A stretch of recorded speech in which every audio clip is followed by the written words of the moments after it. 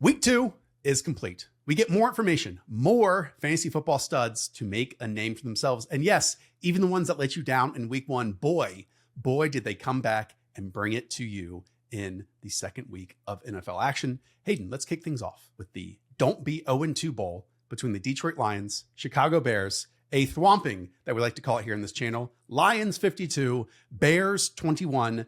Is the scoreboard indicative of this matchup? It might have been worse. The first play of the game for the Bears, they kicked the ball out of bounds. So the Lions started with good field position. First play of the game on offense for the Lions, huge chunk play to Amon-Ra St. Brown, who had an easier matchup because Kyler Gordon, the slot corner for the Bears, did not suit up in this one. And it just felt like the Bears were playing with 10 guys on the field the entire game. So immediately they're down points. At the end of the day for the Lions, 8.8 yards per play. That's the second most from an offense since 2024 last year. And then if you look into the details, what really was causing all of the chunk plays was the play action. So you look at EPA per play action attempt, it was plus 1 point something. So on every single time they had the ball, you were adding an extra point to the offense. There was chunk gains everywhere. Everyone got homes. Gibbs scores first. Monty still scores a goal line touchdown himself. But really, Amon-Ra St. Brown was the consistent needle mover. And then JMO had a couple big plays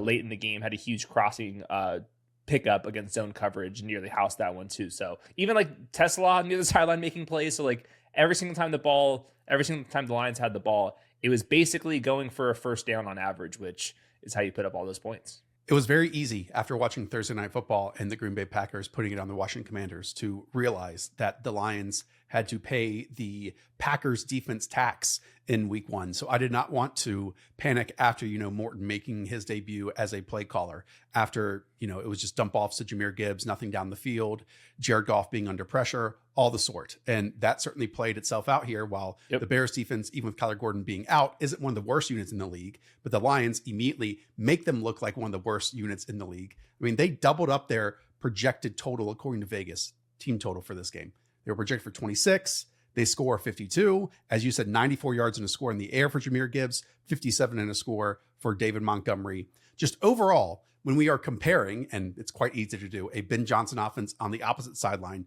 to what Morton did this week, what worked so well this week? And do we get to pull anything from 2024 now into 2025 and progress that for the next 14 games?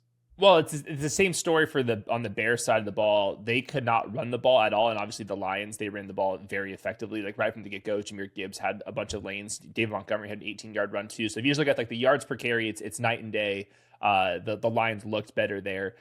We did get Caleb to scramble a little bit there. DeAndre Swift had a couple nice runs himself, but the consistency from the Bears is just pathetic on the ground. So when you're looking at it, they had 9 plays with 15 plus yards to go for Caleb Williams. That was the most in the NFL. There were penalties. There were a bunch of penalties, but they could not run the ball at all. We're talking about 20th percentile when we're coming to the rushing success rate as well. So it was the same stuff that we had. DeAndre Swift had a fumble on a big hit. Caleb Williams under pressure on a 2nd and 32, immediate pressure. He rolls out trying to make a play, overthrows it, inaccuracy, goes for an interception. So you turn the ball over on a 4th and 1 on downs. You have that fumble, and then you can't stop anybody on defense, and the thing completely got away from him. But there were so many times where it's 2nd and 16, 3rd and 30. It's you can't play quarterback. Is it sacks? Like is it turnover? Is it penalties? It's penalties, and then anytime they try to run the ball, it's going backwards. So, and obviously Caleb took a couple sacks here. There's a couple quick pressures. There's a couple reps more this week than last week where he actually was sacked. So that definitely played into it too. But the penalties and lack of running the football with any consistency whatsoever is just making it where the Bears are always in bad situations. So there's still some flashy plays, like Rome had a couple nice ones. I still think Caleb made a couple nice plays in this one as well. But if you can't run the ball and then you're shooting yourself in the foot with penalties, it's a wrap. I will say this is a very different feeling we got from a Ben Johnson offense last year when the Lions were constantly ahead of the sticks because they had a great offensive line and they could run the ball versus, as you're saying, 2nd and long, 3rd and medium, 3rd and long situations. The playbook is just diminished there. You can't do as many cool things. You just don't get to pick from your entire assortment of plays. in those environments. And Caleb Williams, 19 of 30, 207 yards, 2 touchdowns, 1 interception, 4 sacks taken. And I believe DeAndre Swift's touchdown run was when they were down 45-14. I will say that is part of playing 80-something% of snaps is in garbage time situations. Correct. You get the meaningless touchdowns if you're the only back that's out there on the field. Yeah, this is like DeAndre Swift fantasy is a start. DeAndre Swift nitpicking what they're getting from him in the offensive Real line, life. like what Drew Dahlman and stuff, real life stuff. It's worth shouting out on this. So until Kyle Monangai, who had a drop, and I thought really struggled in pass protection, he steps up. Roshan Johnson's a threat for DeAndre Swift. Until something like that happens, they're just going to live and die by it. But the real life Chicago Bears are going to die by it. And I just want to note real quick, this obviously we're excited about what Colson Loveland's going to do, but he had 0 receptions. Luther Burden, he had 1 reception and he had another drop on his other one. He's barely playing. There are 2 other second rounders were both healthy scratches. So all of a sudden this draft class with Ben Johnson, Ryan Poles, and they come in with a little bit more depth on both sides of the ball. It was just very lackluster. And then I think some of their offensive line signings were like upgrades over the last offensive line that we had, but aren't world beaters themselves. And I think that part of it's DeAndre Swift problem. He's not the entire run game either. Like offensive line does matter here. You can't get into the play action game, which is Ben Johnson obviously was so successful with Jared Goff on the Lions, because you're on 3rd and 15. There's no play action on 3rd and 15. And when you're down by 2 touchdowns, you can't do play action in those situations either. So it's just, until they have any consistency in the game's close at halftime, it's just going to have like these snowball effects later on. Something that we're going to bring up throughout this entire show, if you are 0-2, you basically have a 10% chance of making the playoffs. And so for 90% of those teams, your season is over. And the Bears going into the season with so much optimism, maybe they make it. You also play in the NFC North. Very difficult. And so almost certainly the Bears are not making the playoffs this season. They can surprise, but statistics are working against you. I want to bring up Rome Odunze because this was, I'm not going to say a coming out party, but finally showing a stat line to produce a top 10 overall selection. 11 targets, 7 receptions, 128 yards, and 2 touchdowns. What were the keys here? Well, he had 2 touchdowns. There was one little play action like rolled out where Caleb was going to his left. I thought in both games for Ben Johnson, he had 2 touchdowns that were drawn up. And I think that Ben Johnson deserves some credit on scheming up a couple touchdowns in the red area. The other one, the more impressive one, is still just a zone beater crossing route. He was left wide open as a coverage bust with the Dunze running after the catch. So like neither touchdown was like, oh my God, look at Rome Odunze. It was just like, he's out there, full-time snaps, and this offense at least somewhat functional where they're going to be able to move the ball to some degree. So he still kind of had a questionable drop here and there, but he had some nice reps in this one. And like I just keep going back to the screen department. No screens for Rome Odunze here. DJ Moore got a couple of them, but DJ Moore, aside from the screens, was like not very involved in this offense. And they just like were not in a position to like run a bunch of screens and play action. So like all of like the fun stuff that you're used to with Ben Johnson, it's just hard to do that in this type of game script. So it was good to see like Rome Odunze and like the normal drop back stuff be the guy that stands out. We can talk about this in Stats versus Film when I have a chance to watch this game. But if we all watched Caleb Williams on Monday Night Football Island game and came away not that impressed at the end in terms of accuracy issues, having a lot of the same issues that he brought over from his rookie year, did this game do anything to correct those mistakes? Not really. Yeah, I thought that Caleb still was like fine on Monday Night Football. He had like a couple like really crucial misses, but then we learned that like DJ Moore was also freelancing on one of those misses as well. So yeah, it just, he's not so good that he's overcoming the surroundings, and that's the reality. He has some negative plays himself, like some of the sacks you'll see were on him this week, and then obviously the interception was, you can't do it, but it's on 2nd and 32 at the same time. So yeah, he still creates, he still looks fast. So at least like that's something I can but fast like isn't winning you football games at this point. Like scrambling is great, all that type of stuff. Sure. So like again, you can be fast, but if you are coming up with these negative moments and they're sticking with you, these warts that are contributing to losing football games, like that is not a good situation to be in. Yeah, I don't think it's like gotten to that degree. I thought Caleb Williams was playing worse football last year than what he's shown the first 2 weeks, but I'll go back and watch the All-22, make sure there's nothing too crazy there. The offensive line's been like mediocre. They've been fine. 25% pressure rate. So it wasn't like a bunch of pressure the entire game.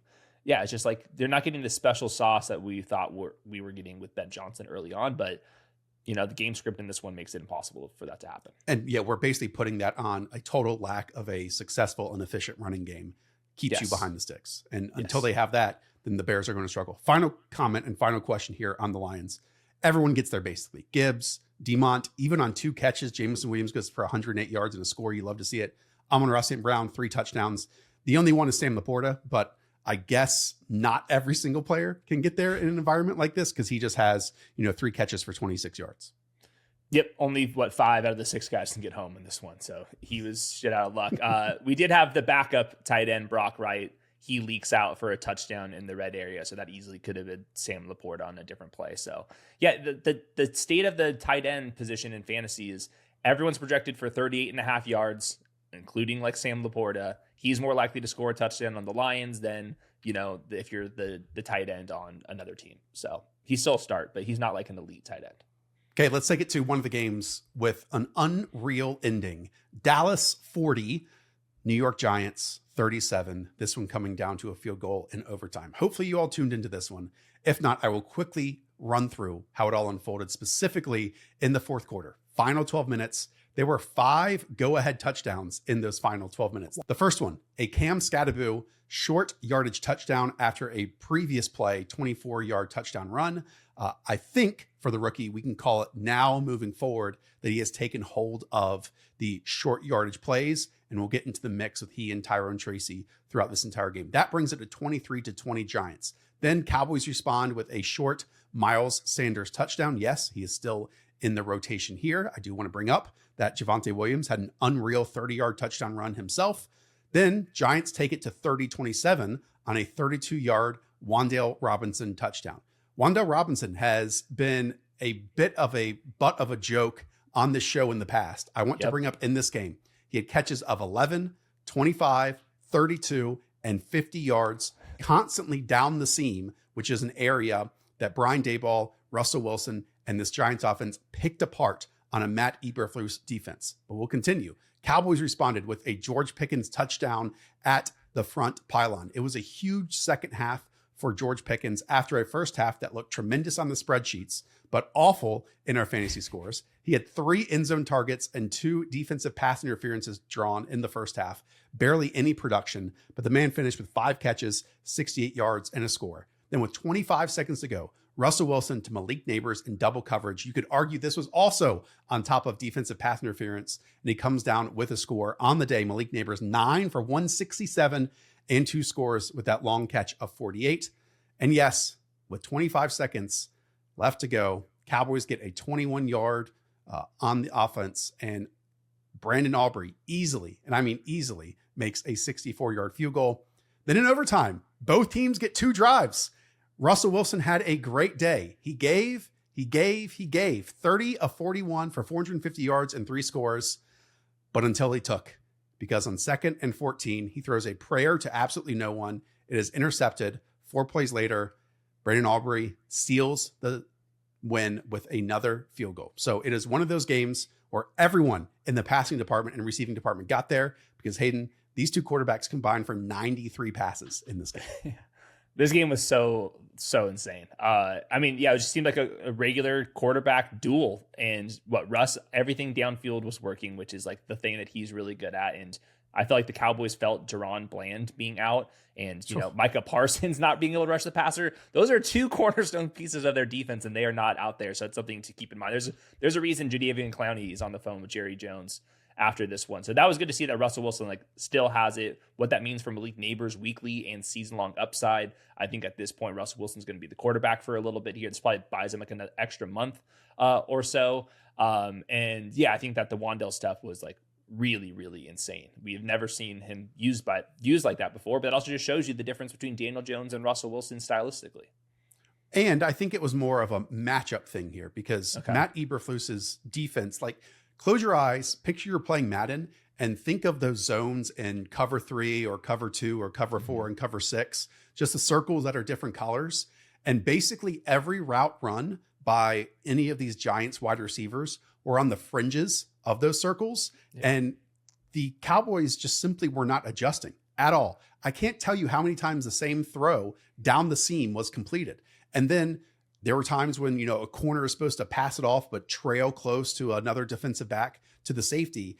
And there's just a cavernous gap right there that, again, these wide receivers are attacking those kind of soft areas. It really reminded me of Russell Wilson, the game against the Bengals last year, where it was kind of touchdown to check down, touchdown to check down. He had an enormous game in that one too. Mm-hmm. He had a great one here as well. And there's a whole bunch of small things to talk about here, but let's start with the rushing and the Giants and talk about Tyrone Tracy and Cam Skattebo. It was on my radar that the first snap Devin Singletary got, then Cam Skattebo came in for a 3rd and short conversion.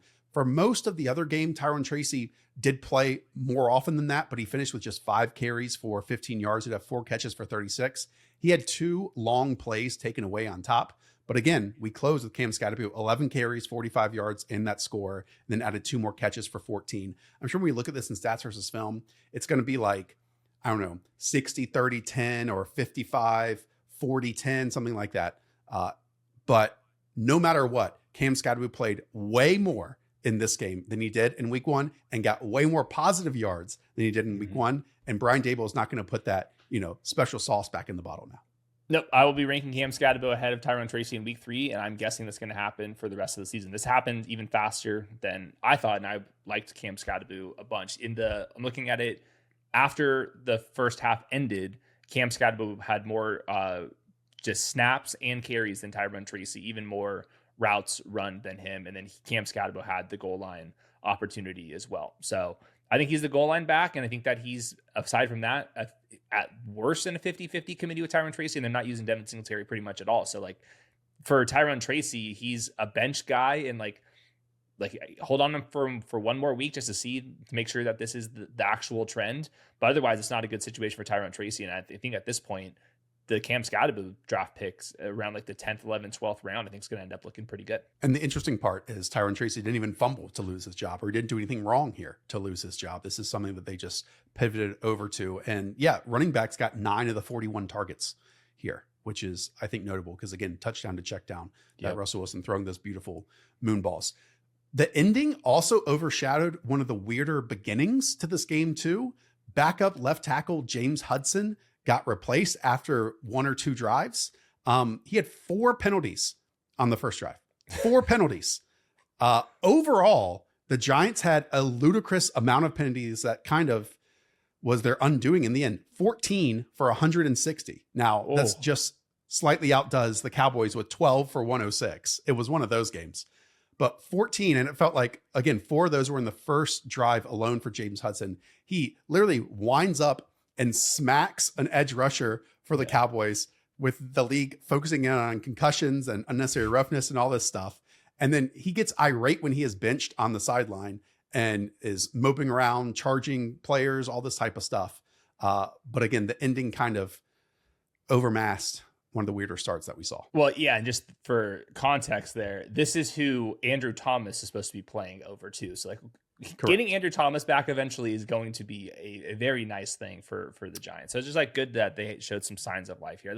Really, just to me, it's the deep ball with Russ. That's what I was excited about in this offense. We've never seen Malik Neighbors with the weekly ceiling potential with a quarterback like Russ, because like you said, the check down department, he doesn't throw the ball over the middle, but Malik Neighbors can still get all those little quick outs. Russell Wilson will throw those, the check downs to on the outside. He will hit those. He just doesn't throw the ball over the middle, but that's okay if you're Malik Neighbors. If you're getting these downfield shots where they were trying in week 1, they didn't convert on them, but there were signs of life there. And then after, obviously with this one and a good matchup for him, that's really, really elite stuff. So yeah, he has the potential to be a top 3, top 4 fantasy wide receiver this year for sure. I will bring up that maybe this Cowboys defense is one that, and they did take advantage of, because next up it's the Chiefs and the Chargers and then the Saints, but then the Eagles, the Broncos, the Eagles after that. So I keep bringing up this Giants schedule, and that's going to contribute more to the win-loss department than hopefully the offense at large. Okay, on the Cowboys end, Javonte Williams, once again, 18 carries, 97 yards and a score. The 30-yard touchdown run that he had, he broke multiple tackles. He even had a hurdle for another big gain later on. I'm not saying he is all the way back in terms of his UNC self, but at the very least, Javonte Williams looks better than he did last year among Denver Broncos running backs. And this is also an offense that we liked Rico Dowdle in last year. And Javonte already has, 3 touchdowns under his belt after just 2 games. It's not going to be this pure moving forward, but he is showing some great individual effort on top of it too. Yeah, he looked better last week. I can't wait to watch him this week as well. But he's playing all the snaps right now, like almost like 70. It was like 77% last week. It's in that ballpark once again here. I am noticing the center Cooper Beebe. He was kind of limping around afterwards, so that would be another kind of weak spot for the Cowboys offensive line. But it really, like, if Dak plays this well, like the first 2 weeks, Dak Prescott's among top 5 quarterbacks. Just watching him. If that's the case, then you can throw all those Rico Dowdle numbers to the side. Like Rico Dowdle was playing with a bad version of Dak and then backup quarterbacks. And now you have Dak Prescott playing like a very, very high level player, which he's capable of doing. That's the difference of being like an RB3 versus like, I don't know, top 15 fantasy running back for as long as this workload kind of continues. The other part of that is 6 catches for 33 yards here for Javonte. You mentioned Dak. That's where I was going next. He made some beautiful passes over the middle of the field to CeeDee Lamb, outside breaking routes to Jalen Tolbert in crucial situations, more middle of the field work to Jake Ferguson. And then, he tried to let George Pickens win some downfield routes, which he did later on. And even Kevontae Turpin, like they wanted to get him the football quite a bit. 2 carries, 4 catches. He had a touchdown. I think it was the first one of the game. I don't know how I'm going to be able to project Kevontae Turpin on a weekly basis, but with CeeDee Lamb last week, I know the 3 or 4 drops overshadowed it.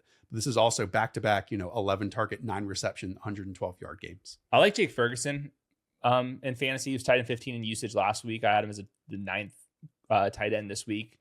He's just old, reliable, and with Dak Prescott playing as well as he is, there's anyone in the tight end 6 to tight end 15 lands up for grabs, and I do like what Jake Ferguson's doing. But I need to know more about Pickens. Like, did it feel like he's running the most difficult routes by the sideline? Was there anything more up for grabs underneath routes, yards after catch wise? Like, this is like when I was buying into the George Pickens stuff. It's like there's going to be more routes. He gets better quarterback play.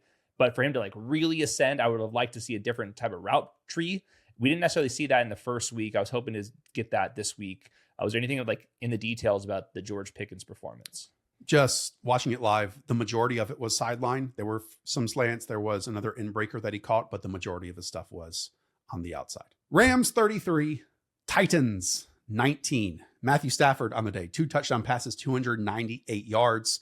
We get 2 rushing scores. One from Puka Nacua of 45 yards, another from Blake Corum as this game ends.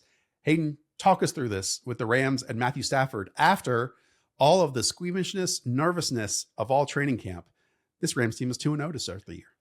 Yeah, he played really well. Once again, the Titans were missing a couple key pieces on both sides of the ball in the trenches, which I do think ended up mattering here. But Matthew Stafford, eye test wise, took a couple big hits in this one. He was actually showing a little bit of mobility inside the pocket and throwing on the run like he did in the first week. So until Matthew Stafford's back has a setback, we really can't worry about that. And when that happens, that'll be obviously huge news for us. But for now, this is just what the offense is. And obviously, Puka Nacua gets home, 8 receptions, 91 yards. Take more vicious hits for this guy. We must protect him. But this is how he wants to play ball. Just like consistent first down, first down, first down. That's the name of his game. And then it was on a 4th and 1 attempt. And the ground game was not very good. I think that's the one kind of thing in the back of my mind with the Rams right now is their offensive line does not feel very good right now. Steve Avila, one of their key guards, he did not play in this one, so maybe that has had a reason. But 4th and 1, they decided not to run the ball up the middle to Kyron Williams, who I think in general struggled. Instead, give him an end around where he showed more vision, patience, and acceleration than a lot of running backs that I've seen recently. So that's just a little cherry on top, 45-yard touchdown on the 4th and 1. Very key spot earlier in the game. But the real standout here, the big thing that had changed was Davante Adams just absolutely lighting it up. There was a sequence down there when they got in the red area where it's like 3 straight targets, like not exactly at the goal line, but not too far from it. All 3 of them went to Davante Adams. They all 3 went incomplete for various reasons. Nothing to do with Davante Adams, I thought. But later in the game, we finally get Davante Adams in the end zone, a nice go ball towards the corner of the end zone. So Davante Adams, when you're not facing Derek Stingley, the box score looks a lot easier for him. So 6 for 106 and a touchdown. This is the 3rd round pick that you're signing up for. You have a healthy Matthew Stafford. Davante Adams still looks really good on tape. And when he's got a better matchup than Derek Stingley, he, to me, is one of the more underrated fantasy assets for now, as long as this offense keeps moving. Can we have the running back conversation? Kyren Yes. Williams, 17 carries for 66 yards. He does catch 2 passes for 14. Meanwhile, Blake Corum, 5 carries for 44, nothing in the receiving game. I saw that Kyren Williams played about 69% of the snaps to Blake Corum's 31%. That is massive when it's a feature back workload across the league. We never sneeze at 69%. However, we do get a bit concerned when it is someone like Kyren Williams, who in the past and previous years has made his mark as an elite fantasy asset because he is about 90% of the work. And he gets every single short yardage touchdown that they run the football in. And Blake Corum got that here in this game. Fair? Yeah, no, totally fair. This is, I think, a very big deal. So I'm glad we're saving it for last. Kyren Williams, 29% rushing success rate. I think partially an offensive line issue, but Kyren Williams, even last year, wasn't very efficient. He was great in fantasy because he never left the field. If he's not going to be super efficient, and now you're losing an occasional goal line touchdown to Blake Corum or just 30% of the snaps in general, and Sean McVay said he wanted this split to continue. That's what he said after the game. And he hinted at this in the offseason after studying what the Bucs did with Liam Cohen and how they rotated their running backs, which obviously had a lot of success. Like, he's not making this up. I think that everyone knew that Kyren Williams was a little bit overexposed, and he's a good functional player who can do a little bit of everything, but does not deserve 90% of the snaps. And he's a smaller guy that might lose some explosiveness as the season weighs on. So I think this is like a Blake Corum situation where you pick him up if he's on the bench right now in fantasy, because I think he's one of the better handcuffs in the game. And I think this is a reason why I liked Devontae Adams over Kyren Williams in the 3rd round. And after the first 2 weeks, I feel pretty good about that. And look, maybe this changes, but again, we also got Sean McVay in the post-game presser saying that this is more of the model that he wants to use moving forward. It wasn't this case in week 1. It wasn't this case last season, but he wants to use multiple backs despite giving Kyren Williams an extension. This is exactly the theory that we brought up. Again, Kyren has been a great fantasy asset. He's been a volume sponge, but he can't fumble, which he hasn't, but he also doesn't give explosive plays on top of it. So he has to get 90% of the work to make good on a 2nd round pick in your home leagues, or really a 3rd round pick, because again, he can have all the yards, but Blake Corum just outscored him this week. Before even we get to, I believe, the 4:00 window games, Kyren is running back 20 on the week compared to Blake Corum's running back 16 with 10.4 points. And I still think Kyren, with this workload, he's still going to be good. He's the RB21, like that right. Kind of range, like he was this week. I think that's what's going to be, but that's just a lot different than, the guy that you signed up for with the 35th overall pick in your draft. So I think like that's the difference. We're really nitpicking this, but I think it's warranted. Like, and I think this was pretty expected if you guys were listening to Sean McVay in the offseason, what he said after the game, and it just makes sense football wise. Okay, let's talk about the Titans. Cam Ward, 19 of 33, 175, 1 touchdown, 5 sacks. I saw the unreal Alec Ayumanor cross body throw that must have traveled like 70 yards in the air. Just an absurd play. But then Hayden, the stat line looks terrible, and he also took 5 sacks. Was it as high variance as the box score suggests?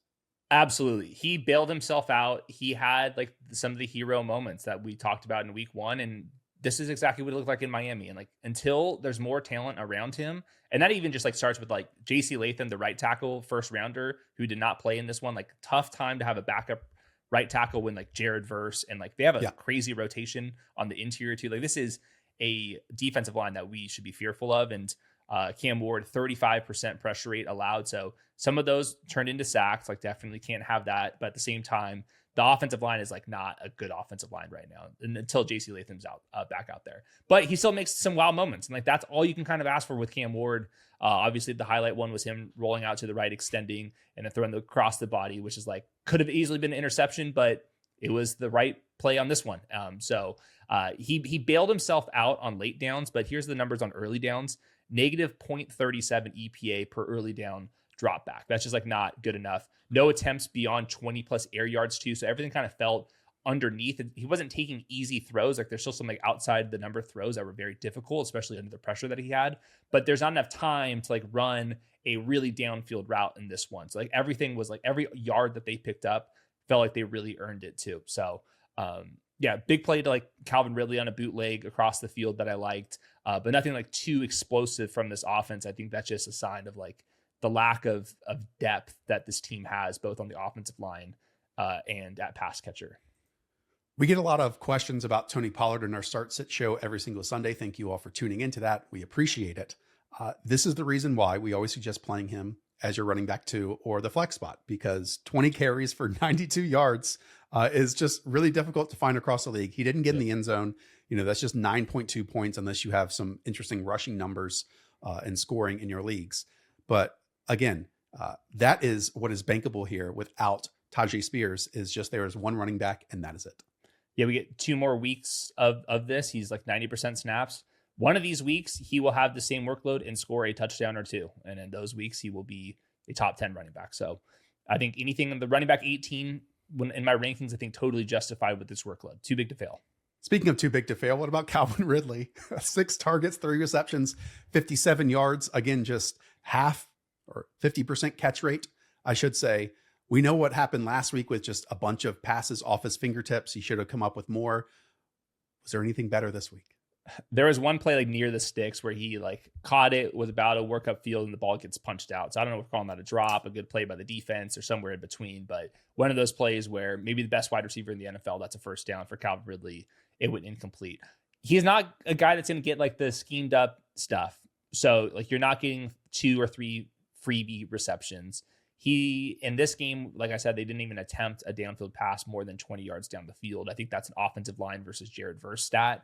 You'll get those in this offense eventually. So I would kind of hold the line. He's, like a wide receiver 3, nothing fancier than that. But I have more faith the more I watch Cam Ward that he's going to be able to move the sticks, hopefully against, a little bit easier defenses than the Broncos and the Rams in the first 2 weeks. Philadelphia Eagles 20. Kansas City Chiefs 17. The Eagles win in Arrowhead Stadium on the road in a Super Bowl rematch. I'm sure so many of you watched this game since it was in the 4 o'clock window. I just want to call attention to, 3 or 4 plays, which I think were the total deciders, because we can go at the end in the second half, halftime, it's 10-10. After half, 4th and 1 on their own 38-yard line. The ball goes to Kareem Hunt. That is the play call here for the Kansas City Chiefs. They run it actually right at Nolan Smith, which, sure, if you look in the depth chart, if you look in the roster, a linebacker, edge rusher who is 240 pounds, 235 might be the person to run at. But if you actually watch Nolan Smith play football, you don't want to do that. He is a bull. He stuffs it. He sets the edge, and that is for a loss. And so that is a turnover on downs. That led to a go-ahead field goal here for the Philadelphia Eagles. Then the Chiefs get down into the red area. Patrick Mahomes throws it to Travis Kelce before Kelce turns his head. He bobbles it, goes up into the air, and then Andrew Makuba grabs the bobble. Eagles still up 13-10. And then on that same drive after this interception, Chiefs get down into the red area. Patrick Mahomes targets Travis Kelce at the goal line, something they've done literally hundreds of times before. Kelce turns his head late. Ball is on top of him quickly. He bobbles it. Makuba grabs the bobble. Eagles, again, get this interception, and that now is back-to-back games where Travis Kelce does not haul in a goal line touchdown. On the ensuing Eagles drive, 4th down, Chiefs send a blitz. Hurts lobs it up to Devontae Smith, one-on-one situation. The ball might have been in the air for 6.7 seconds. It just kept floating and floating, which, again, in one-on-one situation allows Devontae Smith to use his length, has the conversion, brings it down for a nice big gain. And yes, one of, 17 tush pushes in this game, a touchdown there allows the Eagles to go up to 20-10. And then a future punt on 4th and 7 on their own 27-yard line. The Eagles just would not allow the Chiefs to get the ball back 2 more times the rest of the way. And that set us up for another Eagles victory here. They are 2-0 on the season. And somehow, some way, the Kansas City Chiefs open this game 0-2. Where should we start with this conversation? Let's go to the Eagles. They won the game. They pretty much have not lost when Saquon Barkley, A.J. Brown, Devontae Smith, and Jalen Hurts have been out there. I mean, this is it's like 16, 17-0, and like some games kind of look like this one where it doesn't feel like they're dominating, but they never lose. Well, the box score is almost invisible. Like Jalen Hurts has 101 passing yards. Saquon Barkley has 22 carries for 88 yards and a really nice 13-yard touchdown run. Yes. And Devontae Smith is the leading receiver, 6 targets, 4 receptions, 53. And then A.J. Brown is 5 for 27.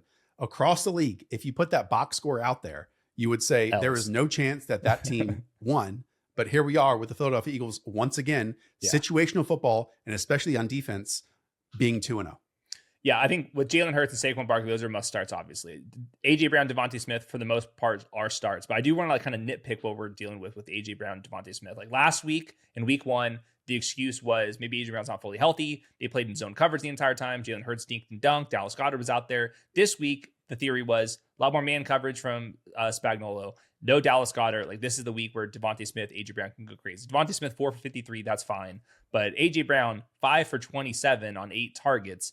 That doesn't feel like the A.J. Brown that we were kind of signing up for. So he's somebody always hard. It's hard to rank because next week's show, this conversation can be pointless and he finishes the wide receiver 1 overall. But this is like a lot of weeks where it's like 8 or fewer targets.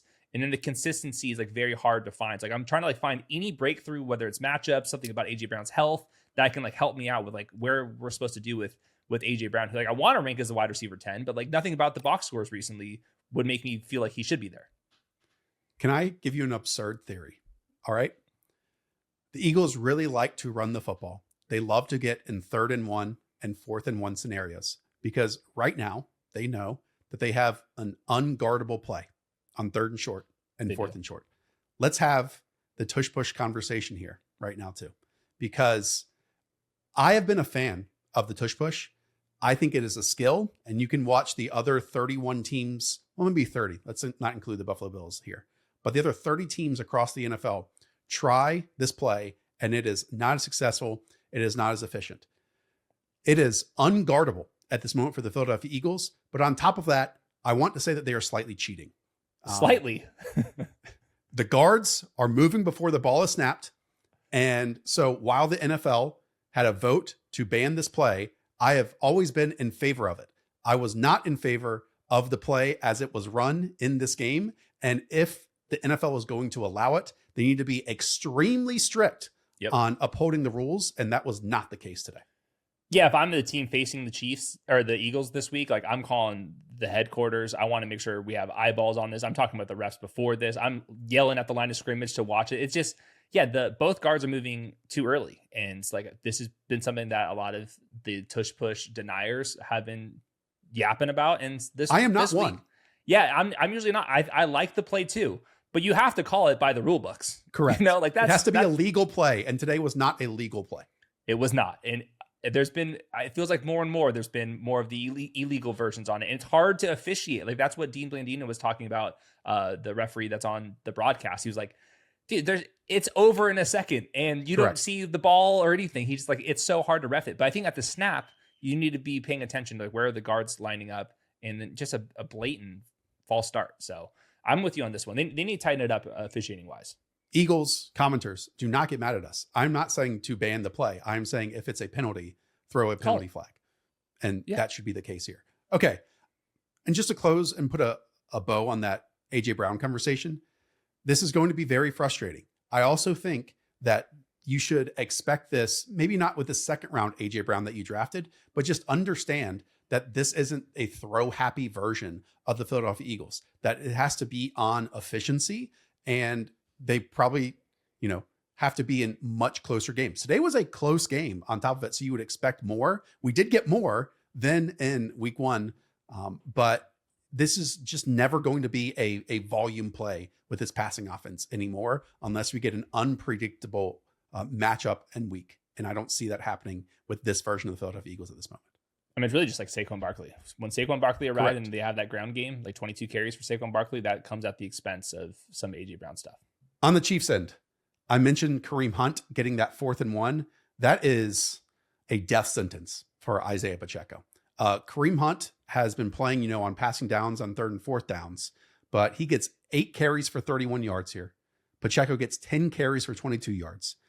We could argue and nitpick which one looks better, but right now it literally does not matter because the best runner on the team is Patrick Mahomes, who basically got all 60 yards and the rushing score of 22 in the first half. And anytime this team tries to line up and actually run the football and get, shorter conversions and short on the sticks, it is an impossible task for them.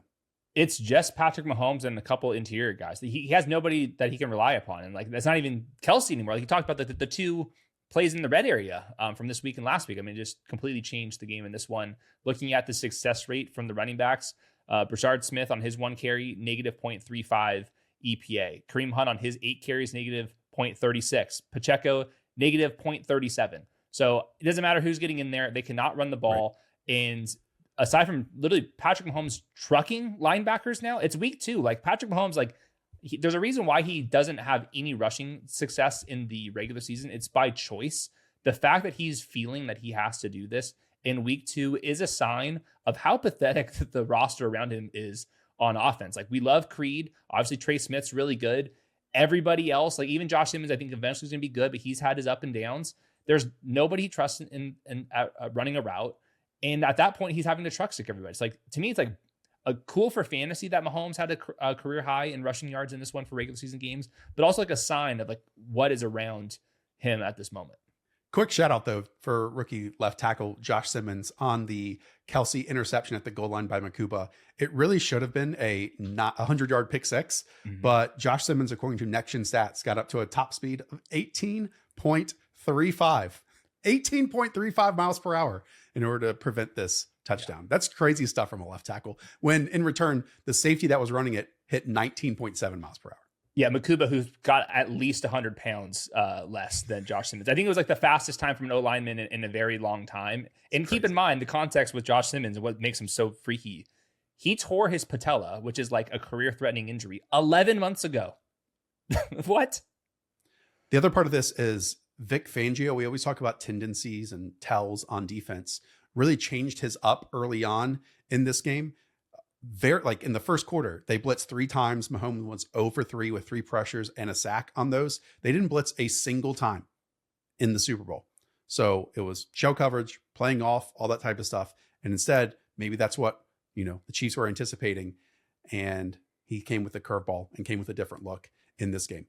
We need to have a larger conversation. Maybe we save this for Tuesday of just how bad this roster is that Mahomes is trying to elevate. It's not a fun watch. It's not a fun watch on the Chiefs at this moment. This was my issue with them in the Rashee Rice post-injury stuff last season. It was also not a fun watch, but at least you had Xavier Worthy who kind of grew into the season as it went along.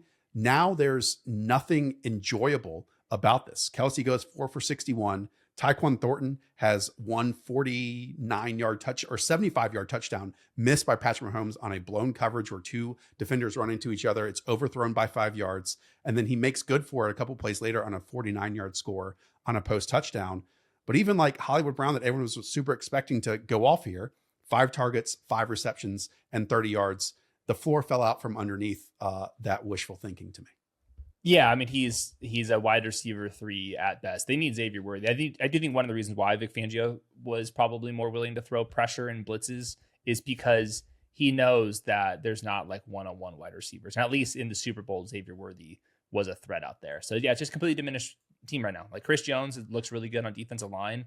We like Trent McDuffie, but the rest of the guys on defense not very good. And then we like the 2 interior linemen, and we like Mahomes, but everybody else is pathetic. They need the Bears and the Chiefs. It largely does not matter until you have like some functional ground game, and like maybe that's eventually Pacheco, but even in this one, like the success rate's like 20% for Pacheco. So they have some like really rotten core issues right now. Next for the Chiefs on Sunday Night Football, it's the New York Giants who they are going to unload on this week. All right, Buffalo Bills 30, New York Jets 10. We love, and I mean love, to copy paste 1 week of action into the next 17 weeks for the rest of the season. And then every single year, we kind of realize, oh, a couple of those were a bit of an exaggeration. The New York Jets showing up here in week 2 and posting 10 points with a Justin Fields stat line of 3 of 11 for 27 yards and 2 sacks taken for 19 yards before we exit with a concussion is a major conclusion. They had 2 completions in the first half. That's the 4th time since 2022 that it's happened on offense. 2 completions, not very, very many. If you look at the EPA per play, bottom 1st percentile, completion percentage over expected, negative 38%. That's the basically the worst that you've ever imagined. So there were some drops here, but I thought Fields had some accuracy issues. There was certainly some timing issue. Then he leaves the game with a concussion, and then it was just like dinks and dunks from Tyrod Taylor afterwards. So Yeah, we've seen the upside when the ground game is working and the downfield passes are working, and everything looked functional last week. And then the Bills, who like I don't even think are going to be a very good defense this year, who are also dealing with like some serious injuries both in the secondary, and Ed Oliver, the defense tackle, didn't even play this one. The fact that they were unable to do anything was really pathetic from the Jets here. They punted the ball on 4th and 1 down 20. Like, I mean, to Josh Allen, like what's even the point? Like you just get on the bus right at that moment. So like that was really cowardly, I thought, from the coaching staff. It did not look like it was a well-coached game, but really like Justin Fields looked like how he was for most of his other starts. And that's going to be a problem. We know the Baltimore Ravens are fantastic, but they sliced and diced this Buffalo Bills defense in week 1. They made the linebackers look slow. Ed Oliver wasn't in this game, and literally going out there and having 54 total passing yards and then 100 rushing yards, where 49 of those are from Justin Fields. That means Breece Hall went 10 for 29, Braylon Allen 2 for 11, and then Arian Smith, the wide receiver, got 1 carry for 10 yards. For a team, and this is always the concern, like last week against the Pittsburgh Steelers, they were ahead. They were winning the vast majority of that game. The game script was in their favor, so they could kind of dictate what it was. This is my fear for a team that wants to rely so much on the rushing attack and the ground game, because when you are put into negative situations, it can lead to this if it's not like a main part of your identity, because then the defense knows exactly what is coming at them. And then again, that's 54 passing yards with Garrett Wilson getting 4 catches for 50 yards and no one else topping 9 yards. Yeah, so I mean, Garrett Wilson's like too good. You still have to play him, but it's going to be very inconsistent. Breece Hall started 73% of the snaps like through the first 3 quarters before garbage time was just like completely off the rails. Well, other note here is the Jets beat up on the Steelers in week 1, which is like, oh wow, the Steelers defense. And then in this one, we'll get to them later. Like the Seahawks hung 31 points up on the Steelers defense. So like maybe like this is a Steelers defense problem to some degree too. So that was my takeaways for the Jets. Okay, let's talk about the Bills, because in the 1 o'clock window, James Cook finished as the running back 1 overall with 26 fantasy points. He had an unreal run of 44 yards, making multiple people miss. And then what we love so much about the James Cook experience in 2024 and still in 2025 is that he also got a goal line touchdown on top of it. Yeah. Last year he scored goal line touchdowns and had 40-yard touchdowns. And then this year he's scoring goal line touchdowns and having 40-yard touchdowns. Maybe it's like he's good. The entire offensive line for the Bills returned. They're all healthy. Josh Allen opens up lanes. Like what if like he breaks models because he's a good player on a good team? Yeah. Like that's more data is coming in the more I'm thinking about this. And they spread it around in the receiving department. Josh Palmer, the leading receiver with just 2 catches, 47. Don Kincaid, 4 for 37. Keon Coleman, 3 for 26, and then Khalil Shakir, 1 for 12. So again, when the Bills win by 20 points, and I know Josh Allen took like a nasty uppercut to the nose and left, and it was gushing blood. Hopefully it's not a broken one, because that's a handsome man. We don't want that. He's doing fine. He'll messed up. He's married, so I guess it's fine now. He can have an Owen Wilson or a Pete Carroll on top of it. Yeah, I mean, the receiving department just kind of is what it is. They still spread it around versus what the Keon Coleman stuff happened last week. The underrated takeaway from this game, though, is they spread it around a lot more in the first half, too. So like no garbage time about this. Dalton Kincaid, 16 of 23 routes versus Dawson Knox at 11. He led the team in first half routes. Josh Palmer also had 16. Keon Coleman only 15 of 23 routes. Khalil Shakir only 14 of 23. The reason why Elijah Moore ran 9 routes, Tyrell Shavers ran 6 routes. This is like the first half of games. Like you can't have a 5 wide receiver rotation when you're also using a bunch of 2 tight end sets. You'll sprinkle in a 6 offensive lineman every once in a while too. So like it was a lot more fun when Keon Coleman was running every single route, and same thing with Josh Palmer. Like if they're losing snaps at the expense of like wide receiver 4, wide receiver 5, it makes the math a lot harder because we know Josh Allen's going to spread the ball out. It's like a function of their offense, and they're going to be pretty balanced generally, especially in the red area. So like to me, like Keon Coleman, 15, 23 routes, like that's to me like not good enough to be a fantasy starter. So obviously there's a bunch of upside, but if that's the case, like that's not good.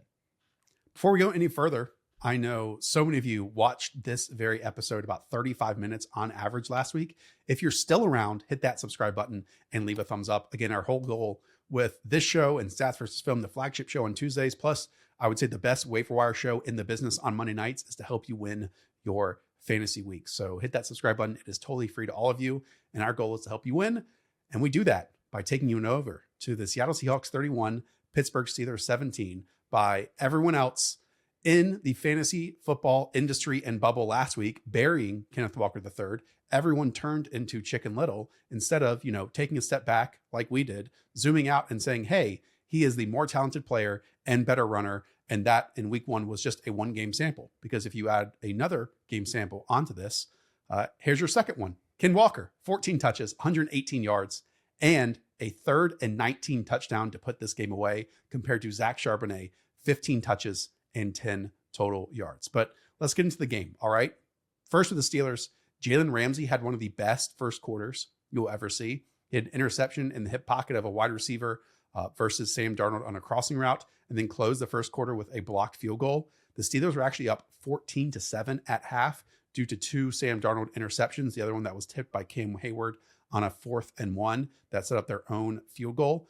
But the Seattle team came out of the locker room and turned it on in the second half. 2 touchdown drives of 80 and 73 yards. The passing game continued to flow through JSN. He just looks so fluid out there. And even Cooper Kupp made plays on route to 7 receptions for 90 yards. And I do want to shout out Sam Darnold in the first half. Despite those 2 interceptions, his touchdown pass to Torrey Horton was a hell of a throw over the middle of the field when getting destroyed by a blitzer on his face mask. But unfortunately for the Steelers, outside of 2 plays on offense, they offered very little and scored just 3 second half points. And in fact, with Jalen Warren, who had an unreal 65-yard catch, if you take that away, Aaron Rodgers is 17 of 32 for about 138 yards, 1 touchdown and 2 interceptions and 3 sacks taken. So it didn't look that bad as the box score would indicate, but the Steelers are 1-1. And like you're saying, just getting destroyed on the defensive side of the ball right now.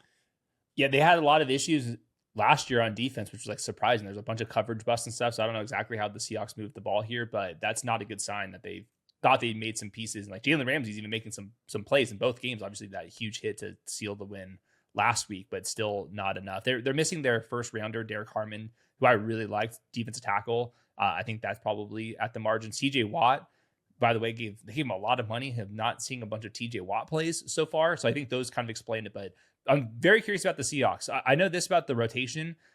It was largely the same rotation as it was last week, where like they're rotating drives, but Kenneth Walker's drives went a little bit longer this time around. He's a much better player. Charbonnet's going to have some of the 2-minute drill stuff, and I think that he played like all 9 2-minute drill snaps here. But that's for now. Like, to me, they should not rotate drives completely. Maybe they should get the ball to Kenneth Walker's side. So like, that's a funny part about this is like Kenneth Walker, I think, is going to earn more playing time, but it was like almost the same exact thing as last week, but just like betting on the talent of Kenneth Walker, I think over the entire season is going to end up being all right. The haters and the losers this week are going to write that Ken Walker played, 38% of snaps and got out-touched once again by Zach Charbonnet.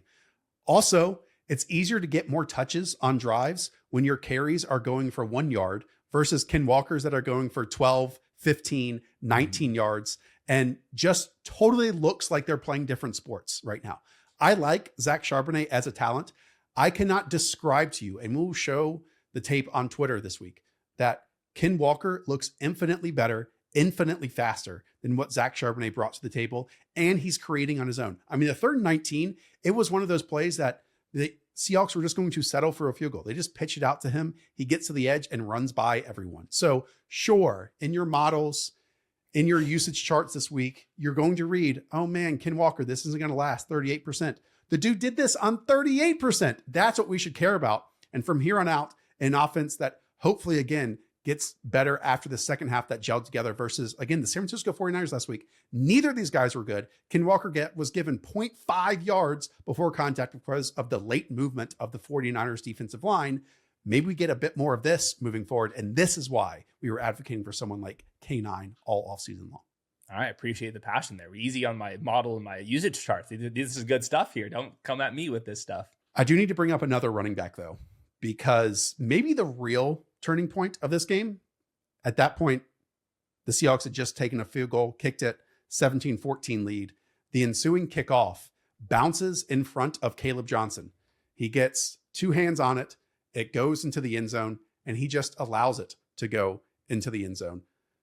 And so the Seahawks go in and cover it for a touchdown. Again, that takes it from a 17-14 game with the Steelers potentially, responding on their next drive to then taking it to a 24-14 game without the Seahawks offense even touching the field.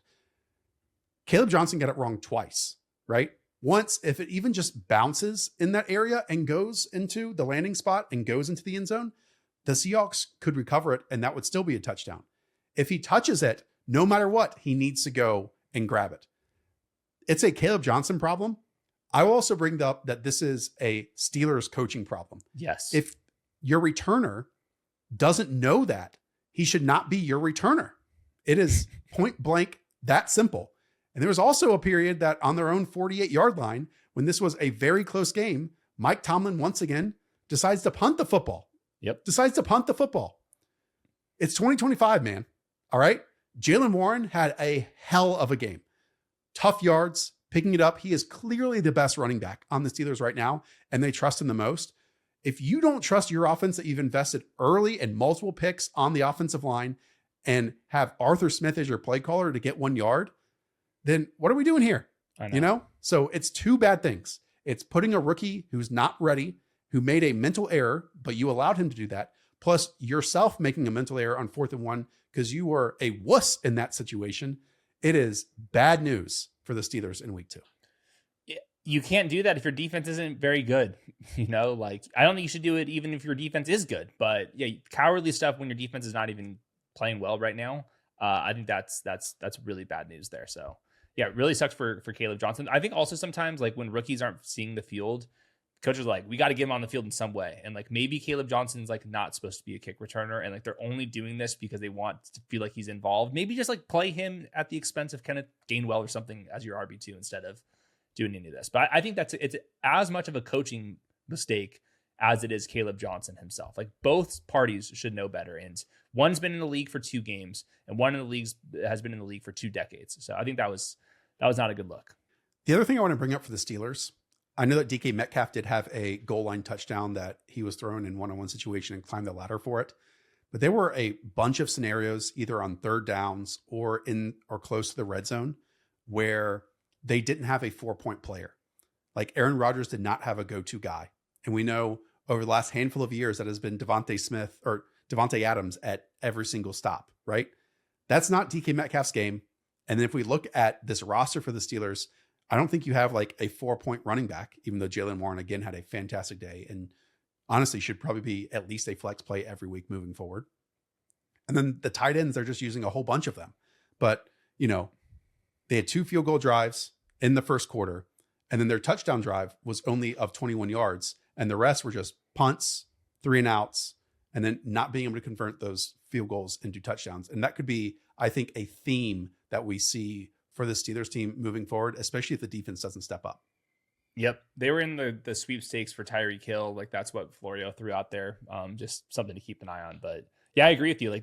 They're kind of small. They use a bunch of funky tight ends and they throw a bunch of screens and little stuff down there, which is cute, but that's not how you win football games for 18 weeks across the season. So I think it's a good point. Bengals 31, Jaguars 27.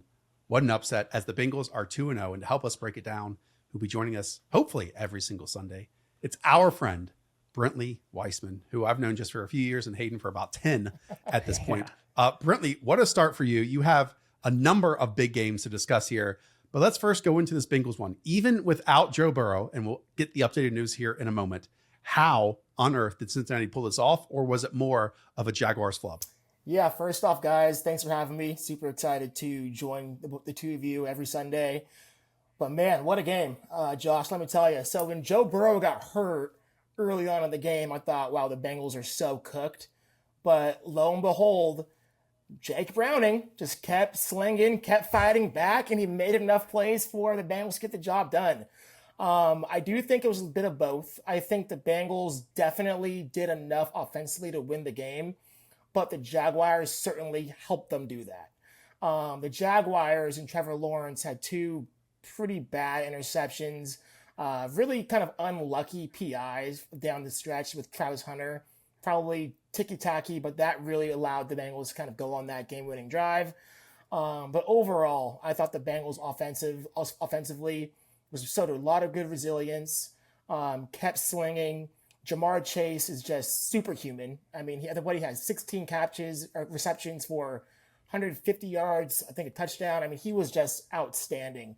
So he's obviously quarterback proof, and the defense for the Bengals I thought was really, really good down the stretch. Trey Hendrickson made a lot of good plays. Yeah, I think that the big takeaway for me is Jake Browning among the backups is at least functional. And it's hard to say like how functional he is because like his job is to throw the ball to Jamar Chase like 5 feet in front of him and then let Jamar Chase do the rest. So, like the fact that Jamar Chase has an 81% success rate on his 16 targets, largely with the backup quarterback, is outrageous. And even Jake Browning, like on the day, finished with positive EPA per play and a 50% success rate. So his job is much easier when you have Jamar Chase and T. Higgins out there.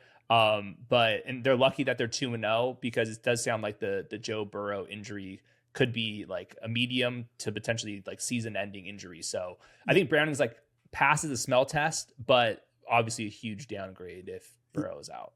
Brilliant. Let's just update on that right now because it seems like the Bengals released all the information to every single national insider at one time. During Sunday Night Football, the latest is from Ian Rappaport. Quote, Joe Burrow is feared to have suffered a grade 3 turf toe, one that would require surgery and put him out at least 3 months per me and Tom Pelissero. That is slightly different than, what Adam Schefter and Jordan Schultz said that, information is going to go to Dr. Robert Anderson. And if surgery is necessary, then he's going to be out for 3 months. But immediately, I think at halftime or after the game, he was seen with a walking boot and a crutch. And at halftime, he was on that one-legged scooter. I'm not going to call, Joe Burrow injury prone, and other people might throw that label on him. But Brentley, the Bengals just can't be normal. And in a season where they finally do win close games, as you outlined, and we finally do get a normal preseason where Joe Burrow plays, all the wide receivers are under contract, this freaking happens in week 2. No, it's brutal. I mean, early on in that game, Joe Burrow was getting killed. Absolutely just demolished. It was Cody Ford might be the worst right tackle in the NFL. I mean, what Trayvon Walker was doing to that man should be illegal. I mean, it was really, really bad. And it's just a bummer. It's a bummer. Certainly the Bengals have a lot of good players on offense. Jamar Chase, T. Higgins. I'm a big fan of Andre Yosevas. I like the tight end group, and it's just a bummer that Joe Burrow is not going to be able to play with them and get them the football. I think, Joe Burrow, he's going to get called injury prone, etc. But when you take so many hits week in, week out, it's bound to happen. And I was tweeting today when I was watching the game, like the Bengals are just a bad team with 5 excellent players that are normally good enough to kind of keep the game close. But in totality, this team isn't really good, and I was a fan of them paying Chase, them paying Higgins. But when you do that, you don't have the resources to pay the offensive line. And this is what happens. And so I respect Jake Browning. I think he's a capable backup, but man, it's a tough one for Bengals fans, and certainly one that maybe could have been avoided had they addressed the offensive line in the offseason. Yeah, I mean, Amarius Mims, like they needed him to be a guy, and he's been like on and off the field, and like that's still a TBD if they even hit on that pick. So like that was their first round pick over there. But I'll try to tackle this for fantasy. Like let's assume Burrow is out for the 3 months as feared right now. Jamar Chase with Jake Browning, I think he's still a wide receiver Spammed. one. He's going to get spammed in targets. He's going to get spammed. I'm not really worried about him. Like, are you going to have quite as good of games as we had this one? Probably not, but he's going to get spammed the easy stuff. I think T. Higgins and Chase Brown were so high up in rankings that they're not bench guys at this point, but I think those guys are the ones that are going to lose at the margin. Obviously, T. Higgins and Jake Browning, I think good enough to start. I'll probably have them in my wide receiver 3 range. Like they did have that big play for a touchdown in this one. Is the consistency going to be there? Is the upside with T. Higgins nearly as high? Obviously not. And then with Chase Brown, he's still the only back to touch the football. So he's going to be out there for almost every single snap. It's just now the team total, instead of being at 26 on that week, It's now going to be at 20. So he was still such an RB1 that's like hard to say you can't start both these guys, but are they now RB2s and wide receiver 3s? I think that's my starting point for now after seeing Jake Browning for the last couple of years. Just some stats on that. Chase Brown, 16 carries for 47, had another 2 catches for 18, and then T. Higgins, 3 for 56, which is very different than, Jamar Chase's 14 for 165 and 1 score. Brentley, I have so many questions about the Jacksonville Jaguars. All right. We see on one end, Jamar Chase, top 10 pick, 14 catches, 165, 1 touchdown.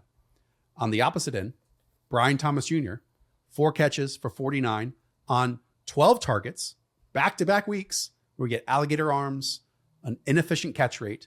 And then Travis Hunter in a very tight game that you need to win, that you trade a future first-round pick for, 6 targets, 3 receptions for 22 yards. Parker Washington and De'Ami Brown are the 2 leading receivers with 76 and 57.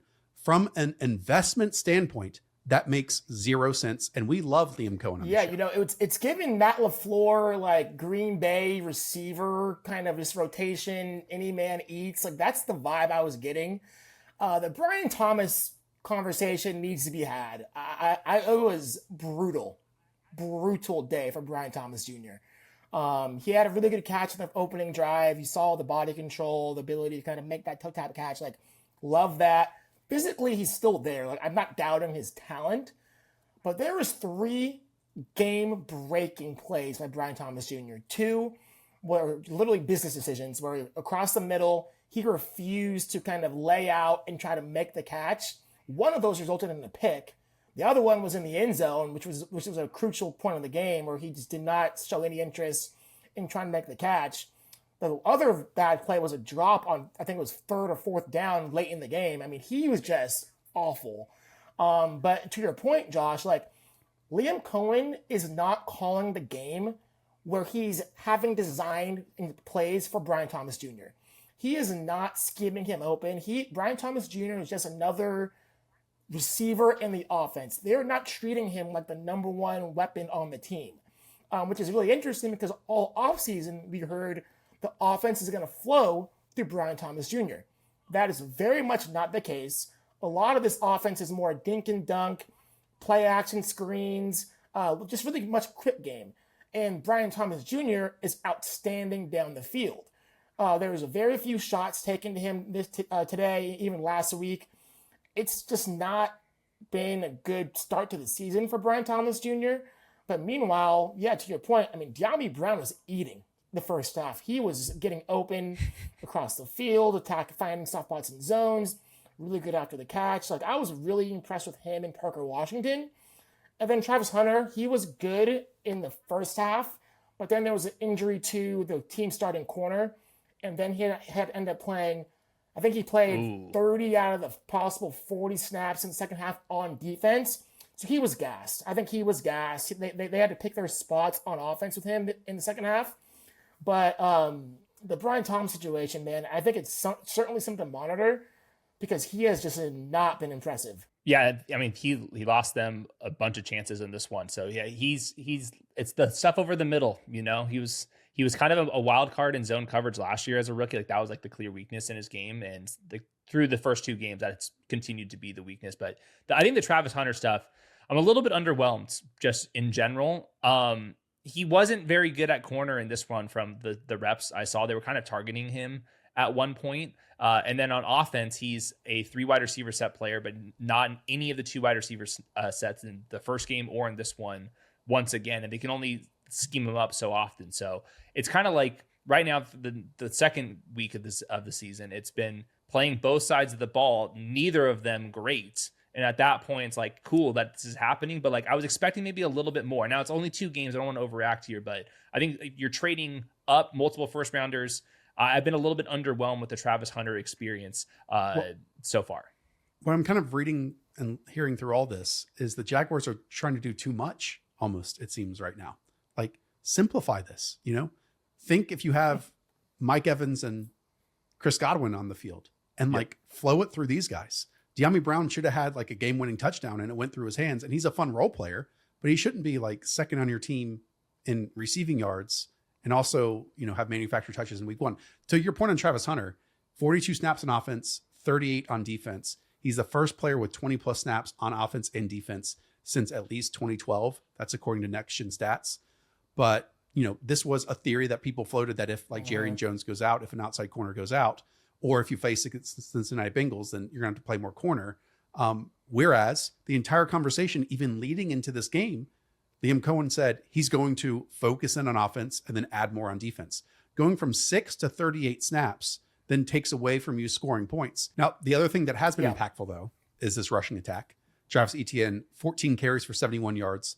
Bashal Tutin, 8 for 42. They're also being used, like you're talking about, in the screens and receiving game, because Liam Cohen brought this over from Tampa Bay, where the screen stuff has been simply fantastic. Bashal Tutin, 2 catches, 32 yards, and a touchdown in the air. And Travis Etienne also gets one off a screen in the air. Both averaged over 5 yards per carry in this game, with Bashal Tutin getting 33% of the backfield carry share and Travis Etienne basically getting the rest. Yeah, How'd it look, I mean, Brentley? Etienne's explosive. He's just explosive. He looks like the back we saw in 2023. Last year I think was a down year overall for the Jags. I think he was kind of a part of that, just not good space, not good energy. But Travis Etienne, he's talented. You see when he touches the ball, he puts his foot in the ground, cuts up field, and he's gone. Just his ability to get north and south in a hurry, super explosive, weapon in both the running and passing game. And I think, this offense is really going to flow through him. Like, it's not just riding the hot hand. I think they're really committing to Travis Etienne. He's really, really, really impressive over the first 2 weeks. But I want to talk about Bashal Tutin, because this kid is something different. He's really, really impressive.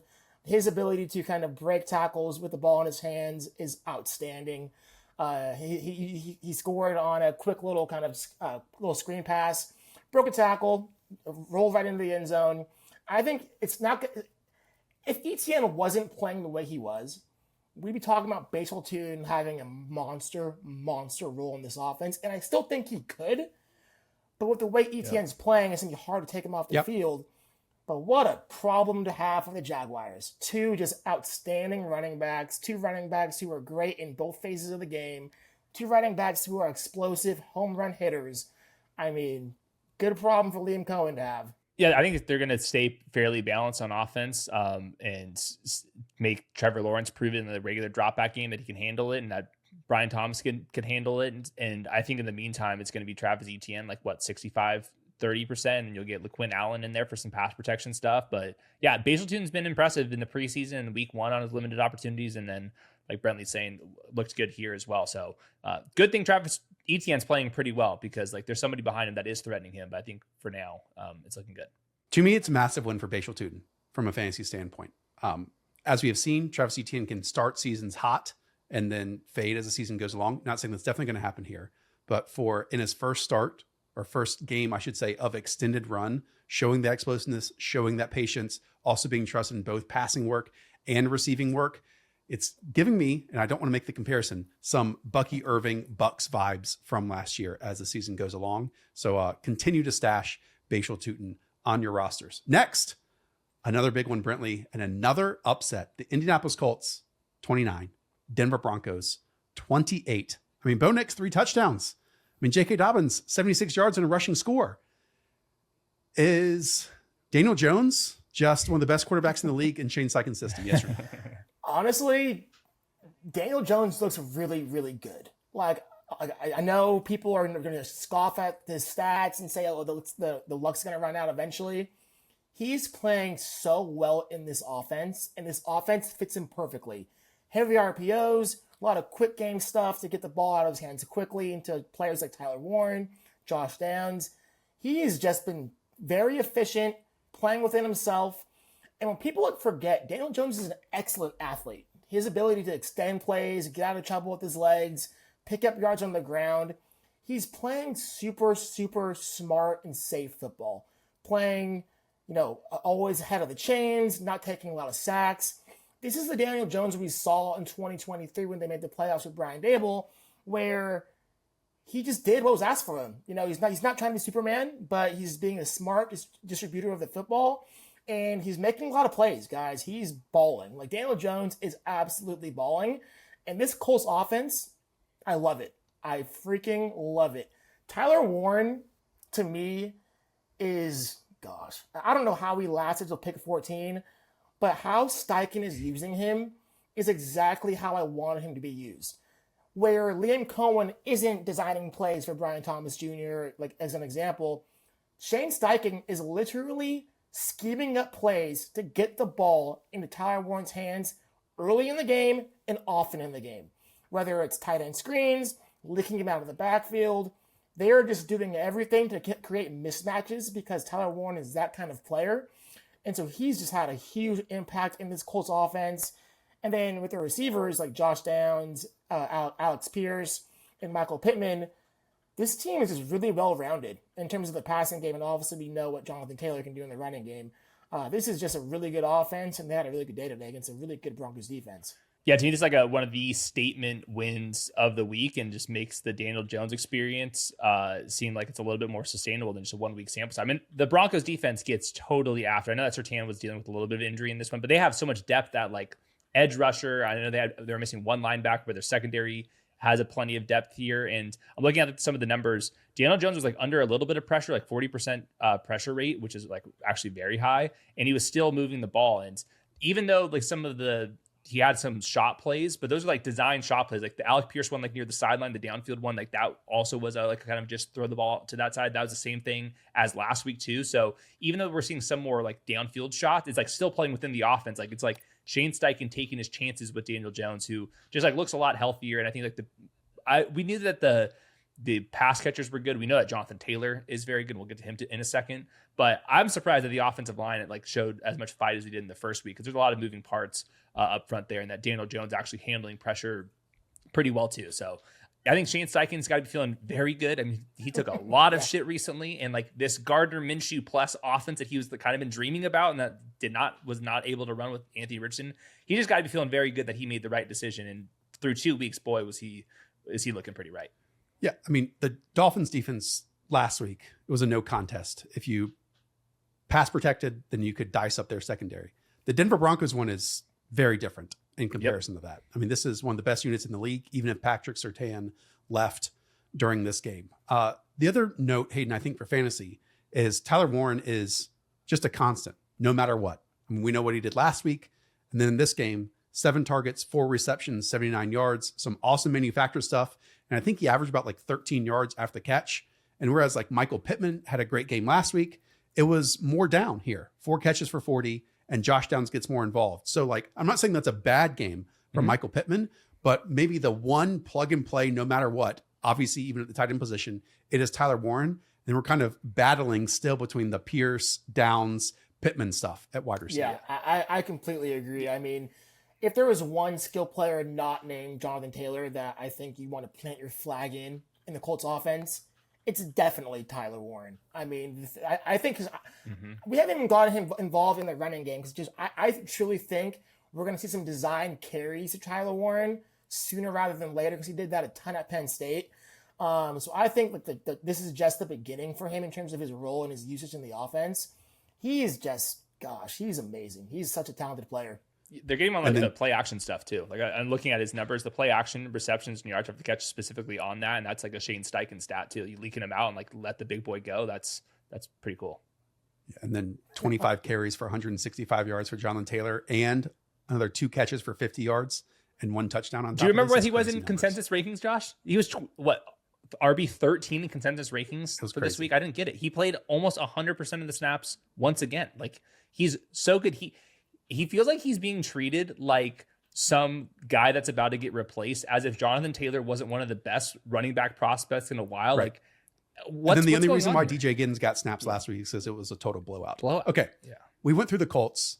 To me, again, the Warren and JT stuff is so money every single week. Yeah. Brentley, I need to ask about this Denver Broncos team, because in the second half, they had 4 total drives. It was nice.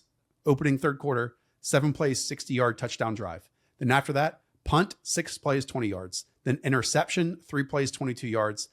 And then missed field goal on 10 plays, 41, which allowed, again, the Colts to have a game-winning field goal with just a couple minutes. Yeah, it was a weird second half for the Broncos offense. One of those drives, Bo like hit Evan Ingram on the flats. I think it was 3rd down. And then the Colts safety kind of got there, right? It was a bang play.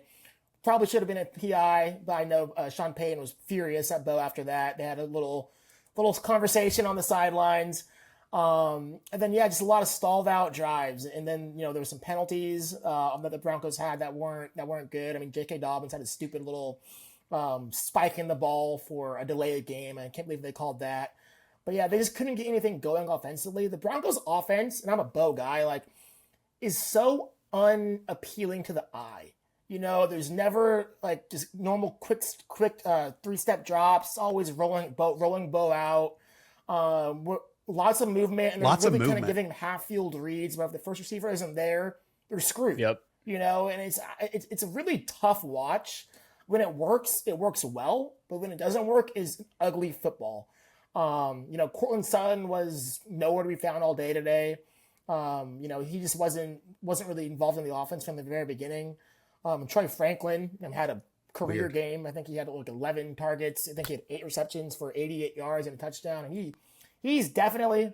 Yeah, what's up with that? We got to stop there. I mean, Troy Franklin with 9 targets in a game when nobody else had more than 4, and Cortland Sutton hasn't had a dud game in 2 years, and he finally has one here. What the hell is going on with Troy Franklin? They were really just trying to get the ball out of Bo's hands quickly, and normally when that happens, it's to Marvin Mims, right? Or get the ball in his hands, let him cook after the catch.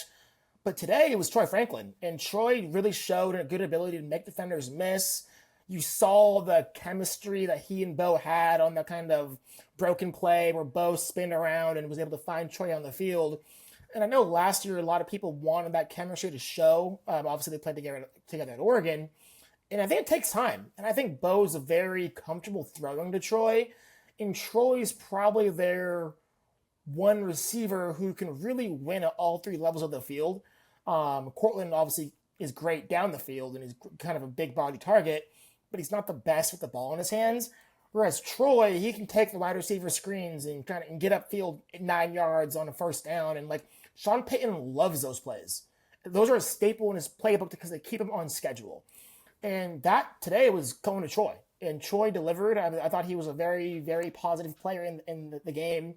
They gave him a jet sweep as well. So there was definitely an emphasis on giving him the ball. Yeah. And I think that trend's only going to continue. I thought he really helped himself and separated from the Marvin Mims and the Patrick Bryants of the world. Yeah, Josh, that's 4 screens to Troy Franklin in this one. So what Brentley described was the Marvin Mims role last year, So it seems like we have almost a changing of the guard, 1-for-1 replacement for that kind of role in the offense. So interesting. It's hard to feel it's bankable, but I do think that we'll talk about him plenty on the waiver wire show. Totally. Okay. Running back department. J.K. Dobbins, 16 touches. R.J. Harvey, 7. Tyler Bidet, 3. R.J. Harvey needed that 50-yard run last week, and I had hoped that it was going to make him earn more opportunities in this one, and that hasn't happened yet. And instead, we get J.K. Dobbins in a close game.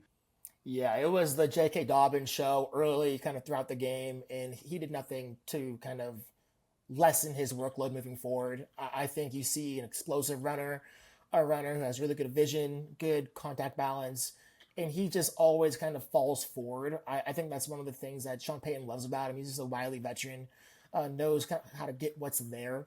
And then within this offense, that's all they're looking for. I don't think they're ever going to have a 100-yard week in, week out rusher in this offense. It's more about, hey, can you get me 5 so I can play, third and manageable with Bo Nix rather than being behind the sticks. So I thought J.K. Dobbins was really impressive in his carries. R.J. Harvey, he was an afterthought. He had some snaps, but really Tyler Bidet did more with his snaps than R.J. Harvey. And I think that's a bit of a concern because you would hope Harvey could at least be the passing down back while he splits times with J.K. Dobbins. But honestly, Tyler Bidet, he was outstanding on third downs. He had a really impressive screen pass on a key third down that he was able to convert. So I think his emergence today is only going to make it harder for Harvey to see the field moving forward, because I do think Harvey's probably the most explosive out of the 3 runners, but Sean Payton doesn't care. I think this Tyler Bidet situation is one to monitor throughout the week because he looked really good in his limited snaps as well in the passing game. Yeah, he was the 2-minute drill guy in the first week, and then you're talking about some third down conversion. So it's a little bit of a 33-way committee at this point. I think for Harvey, it's prove it before you're back in fantasy lineups, and he's in the mix in DFS, and you never know when he's going to rip off that big play. But I think for now he's a bench stash, which is okay. It's a rookie. So Colts open with 2 wins, Dolphins, Broncos. They get the Titans next week, then the Rams, then the Raiders after that. I mean, there's a real chance they are like 4-1 after 5 games here. Maybe it was just Anthony Richardson who can't run a chain second offense because Gardner Minshew did it as well. We're learning. All right. We got one more game with you, Brentley, and it's the backup quarterback brawl.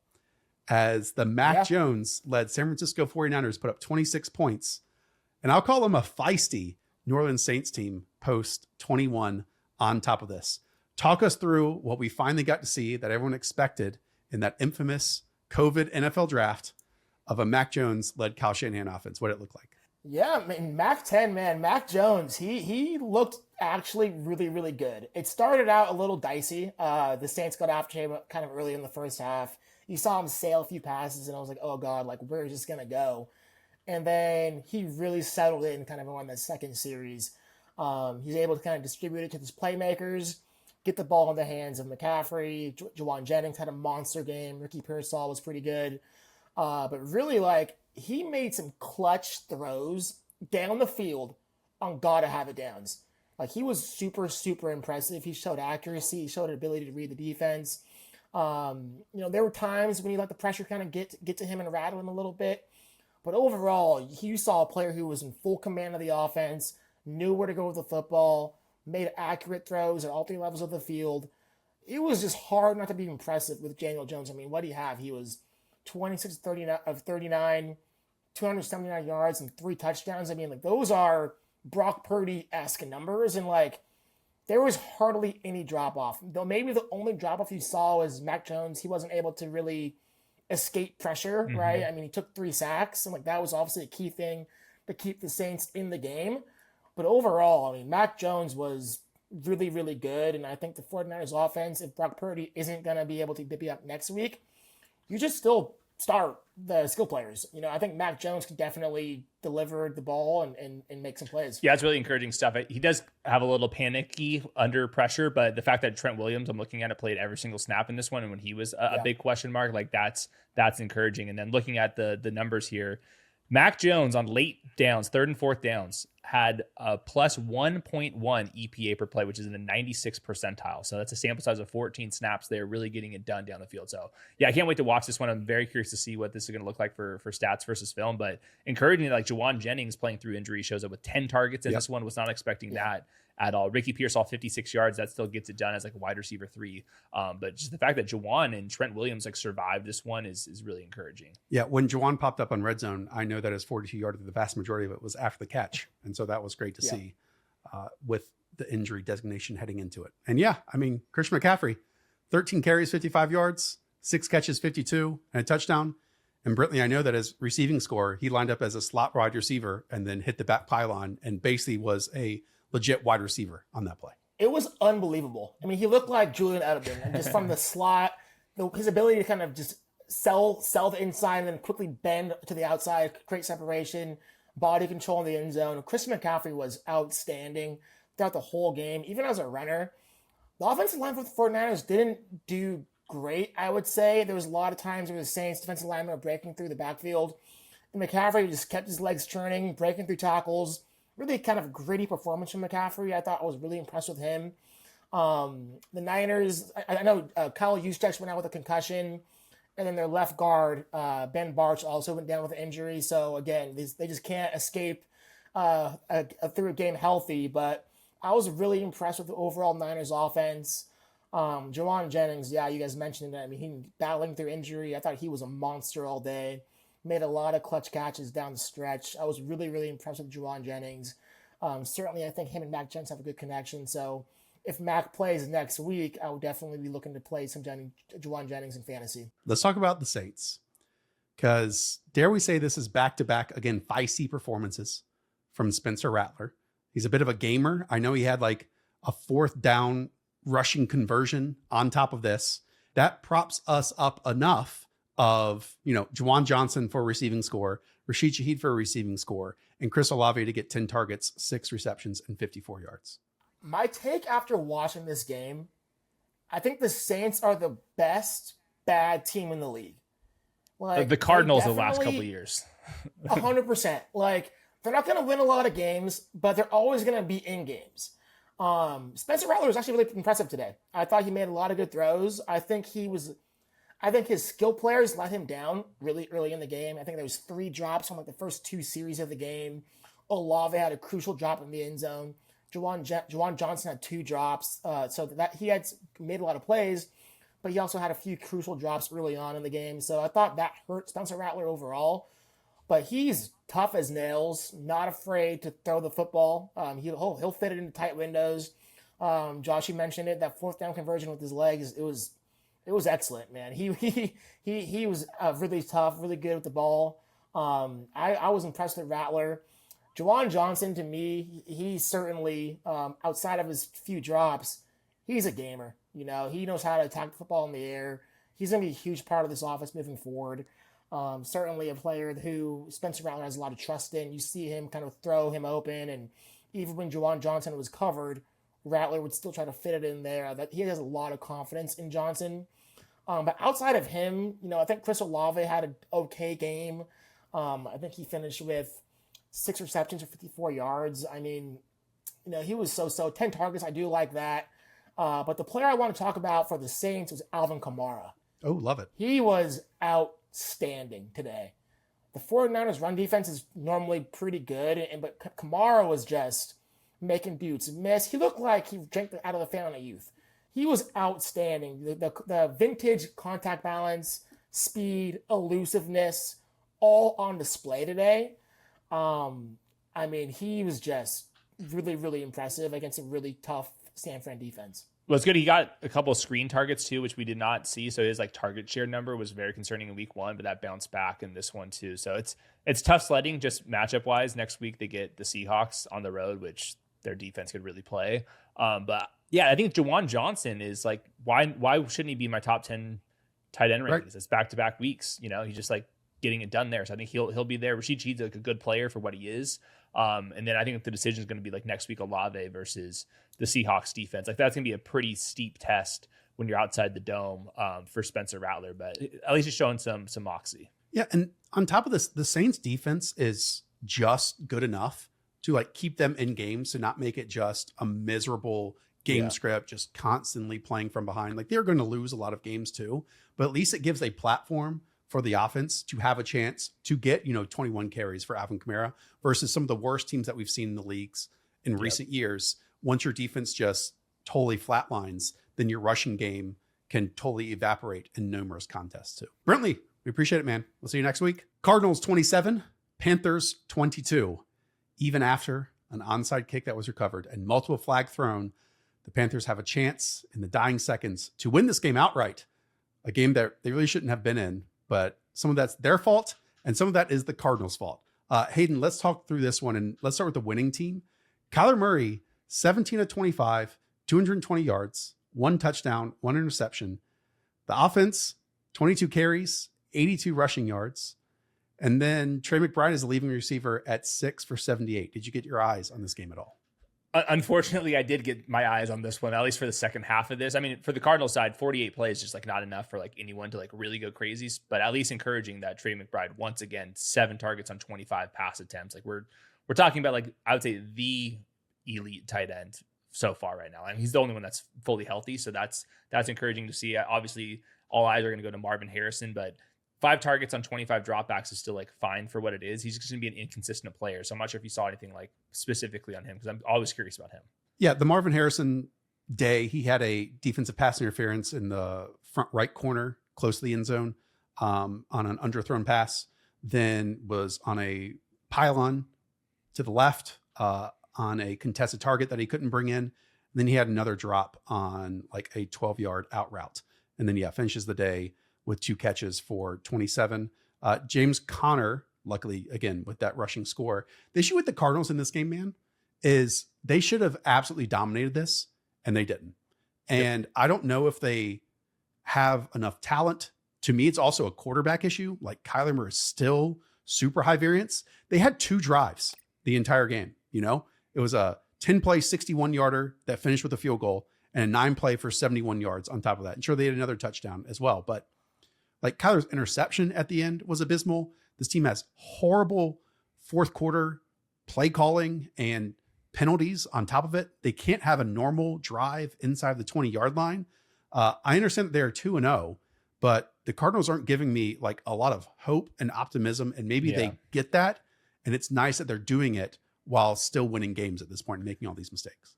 Yeah, next 2 weeks they'll just be tested way more against the 49ers and Seahawks. Both defenses playing, I think, fairly well over there. So yeah, the Kyler Murray stuff, it's just like you get some wow moments, like obviously the big back shoulder throw to Marvin the last week, but also a couple misses sprinkled in. He had a couple plays where he got outside the pocket. He was a 30-yard carry in this one. Like, oh, that's pretty nice. It was a sick run. He evaded like half the defense and all this type of stuff. But the other he's one, just so inconsistent. Yes. And that's just how he's been. You know, I've accepted who Kyler is. He's the 18th-ish best quarterback in the league, maybe, and against good competition, like the margins kind of fall a little bit short. And the offensive line's still not very good in general. It's just like this defense, or this offseason, they went towards the defense, which I understand. They obviously used big picks on Trey McBride and Marvin Harrison. But the offensive line, like they hit on one guy at left tackle, but the rest of the offensive line remains largely a weakness here, and they kind of scheme around it to some capacity. But Kyler Murray, like he threw that bad interception because there's like pressure. He rolls out, height problem, balls tipped. It's a mess. Okay, let's talk about the opposite end, because this was a whirlwind day for the Carolina Panthers.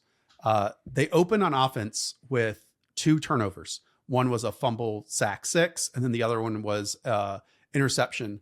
Both had, and I'll say it, like Panthers are not prepared for these games to open in the first quarter. It was the same last week in Jacksonville. It was the same here, where on 3rd and mediums and 3rd and longs to open this game, there are 2 unblocked pressures.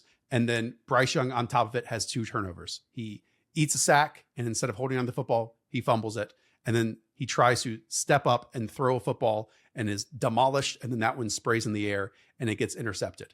The between third quarters had a lot of production and some real quality moments. I mean, Bryce threw the ball 55 times for 328 yards, 3 scores. And then Tedero McMillan, everything that is flowing in his direction, he is a dude. He is already a really good player in the NFL. All 10 targets in his direction, 6 receptions, and 100 yards. He won with a 40-yarder after the catch that he turned the corner. That was vintage stuff from Arizona when he was there.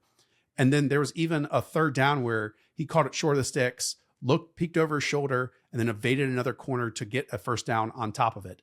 Everything that goes in his direction is good. And just like last week, everything to every other player is not working for this Panthers offense.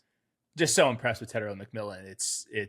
It's the tempo. You see a little bit of a push off. The quick yards after the catch ability on the one on the sideline, I think, has been good. There's obviously some like pre-snap stuff from Bryce where he just sees the ball and just going to go up to Tedero McMillan. Love all that type of stuff. I'll grant you, maybe a better wide receiver scores a touchdown on that 40-yarder, but that's plenty of yards after the catch stuff. Yeah. He's, to me, I think people are underrating his ceiling. Like, this dude's like on pace to be one of the best wide receivers in the league. And I feel like the Panthers feel pretty good about where they got him right now. So he's the most impressive rookie wide receiver to me through the first couple weeks here. And the target share is like gonna keep at it. Like Hunter Renfrow, a couple dink and dunk stuff. Another tight end I've never even like seen before. Bryson gets 5 targets. Like Chuba Hubbard, some dump. He's a wide receiver, not even a tight end. He looks like a tight end. So this is the Panthers' issue. Xavier Legette gets 8 targets, 1 catch, and -2 yards. And this is the other starting wide receiver. It got to a point where Bryson Tremaine, who is a demon of a special teamer, gets in there and basically becomes this team's 2nd outside wide receiver. And then Hunter Renfrow gets the red zone targets where he got 2 touchdowns and nearly got a 3rd. It's, again, everything outside of T-Mac is just dreadful. Tough. And that includes the rushing game. I mean, 19 carries for 49 yards, an average of 2.6 per clip. Couldn't stay ahead on drives at all. And then that was leading to 3rd and medium stuff. And I'm not sure if you have anything else about the individuals, but as like a collective, when you watch all these teams across the league, the Panthers look so unprepared compared to everyone else. Yeah, I don't know about the unpreparedness. I haven't watched it that closely, but I was very underwhelmed with Xavier Legette in week 1, and he finished with negative yards in this one. On 8 targets. I figured that was like 2 targets. 8 targets for -2 yards. Targets. I mean, Oof. The big coaching thing is, so right before half with like 2 minutes to go, the Panthers show like zero urgency when they're down, 13-3 at that point. And in fact, call a running play at first. And then Jatavian Sanders doesn't catch a pass that slightly hits the ground. So they call it incomplete. So again, that's a 3 and out with 1 minute and 4 seconds left. They punt it back to the Cardinals. Again, only down by 10 points. You should get that into halftime. The Cardinals then have a great punt return and then go 6 plays easily for 45 yards and score a touchdown there. The Panthers, at the very least, should have wound down the clock. This is a coaching thing and not given the Cardinals a chance at that drive, because then the Cardinals get the ball after half and then go down for 9 plays and 71 yards on top of that. So this is just like, honestly, coaching malpractice in week 2 when you get to this point and not understanding situational football, because as we saw later on, if they didn't have that gimme touchdown at the end of the first half, then this game would have been, for the vast majority of the second half, or a large majority of it, a 1 possession game. Just really bad stuff. Yeah, I mean, a lot of this production was in chase, not garbage time because the game was close enough, but a lot of off coverage, zone coverage stuff from the Cardinals just in general. So yeah, I'm nervous, man. I'm just looking it up real quick on Xavier Legette. First wide receiver in NFL history to have 8 targets and finish with negative yards. That's hard to do. Yeah. He is thinking way too much and not moving north and south. Let's put it that way. And then, at the end, the final drive, everything was trying to be pushed down the field. They had like 1 minute and 15 seconds. I don't understand. And I'm going to look at the tape tomorrow if it was a quarterback not taking anything underneath, or if they were just running completely empty down the field, even with 2 backup offensive linemen. And that's exactly like what you're saying, where the coverage was on a line across the field. And it's quite easily on these sit routes to just sit with the wide receivers. Mm-hmm. So this was an opportunity to like steal a game, like we've seen some other ones across the league to open the season, where you have 2 turnovers that you still win a game. And the Panthers didn't do that. That is a quarterback thing. And that's also, I think, a coaching thing. And I don't think you can separate them at this point, because again, neither one is putting their best foot forward in these games, and they're digging a hole instantly. Yeah. Last note on them, just Chuba Hubbard. That's 5 and 6 targets in games that were like largely blowouts. So I think that the Rico Dowdle stuff, it's annoying, but it's not that big of a deal versus what Chuba Hubbard was dealing with last year. And like in close games, they absolutely feed him. This game was never close until the very, very end. So it's at least encouraging that Chuba has at least 2 fourth down receiving scores in this one after. I think his ADP was a little bit suppressed because like Rico Dowdle's going to play passing downs. Like to some degree, yes, but largely it doesn't really matter. New England Patriots 33, they get a win. Miami Dolphins do not. They are 0-2 at 27 points. 27 points, a big upgrade here. 315 yards for Tua, 2 touchdowns. The box score does not look bad until you get to the 5 sacks, and it doesn't even have the overthrows included here on moments that could have taken this over the top, and honestly, won games for this team. But we do want to bring up, again, Tyreek Hill, 6 receptions, 109 yards. Devon Achane, 8 for 92 in the air, which is what we absolutely love in his game. And then even Jalen Waddle, 68 for 1 touchdown. So the 3 guys that we need to get there to be pushed for the Dolphins finally did for us in week 2. Yeah, from what I watched of this, it looked like Mike McDaniel had a really, really good game here, and then was let down on like the couple plays where the offensive line let Tua get sacked, and Tua's not going to avoid too many sacks. And then the Tua just mind-numbing interception, which is unfair to like critique a couple plays here, but like that was the difference of the game. And it happens when Tua's holding on to the ball for that 3rd, 4th, 5th second after the ball is snapped. But everything else before that was working. Like you get 10 targets to Devon Achane, that worked. Jalen Waddle, I see him in the end zone. Tyreek Hill showed some explosiveness, 47 yards. I still think Tyreek Hill's fast. It's just like I think defenses are playing the Dolphins a little bit better, and then Tua has been in and out of the lineup. So I think this is like encouraging to see. But at the same time, they are 0-2. And the Tyreek Hill phone calls are just going to keep coming in louder and louder and louder.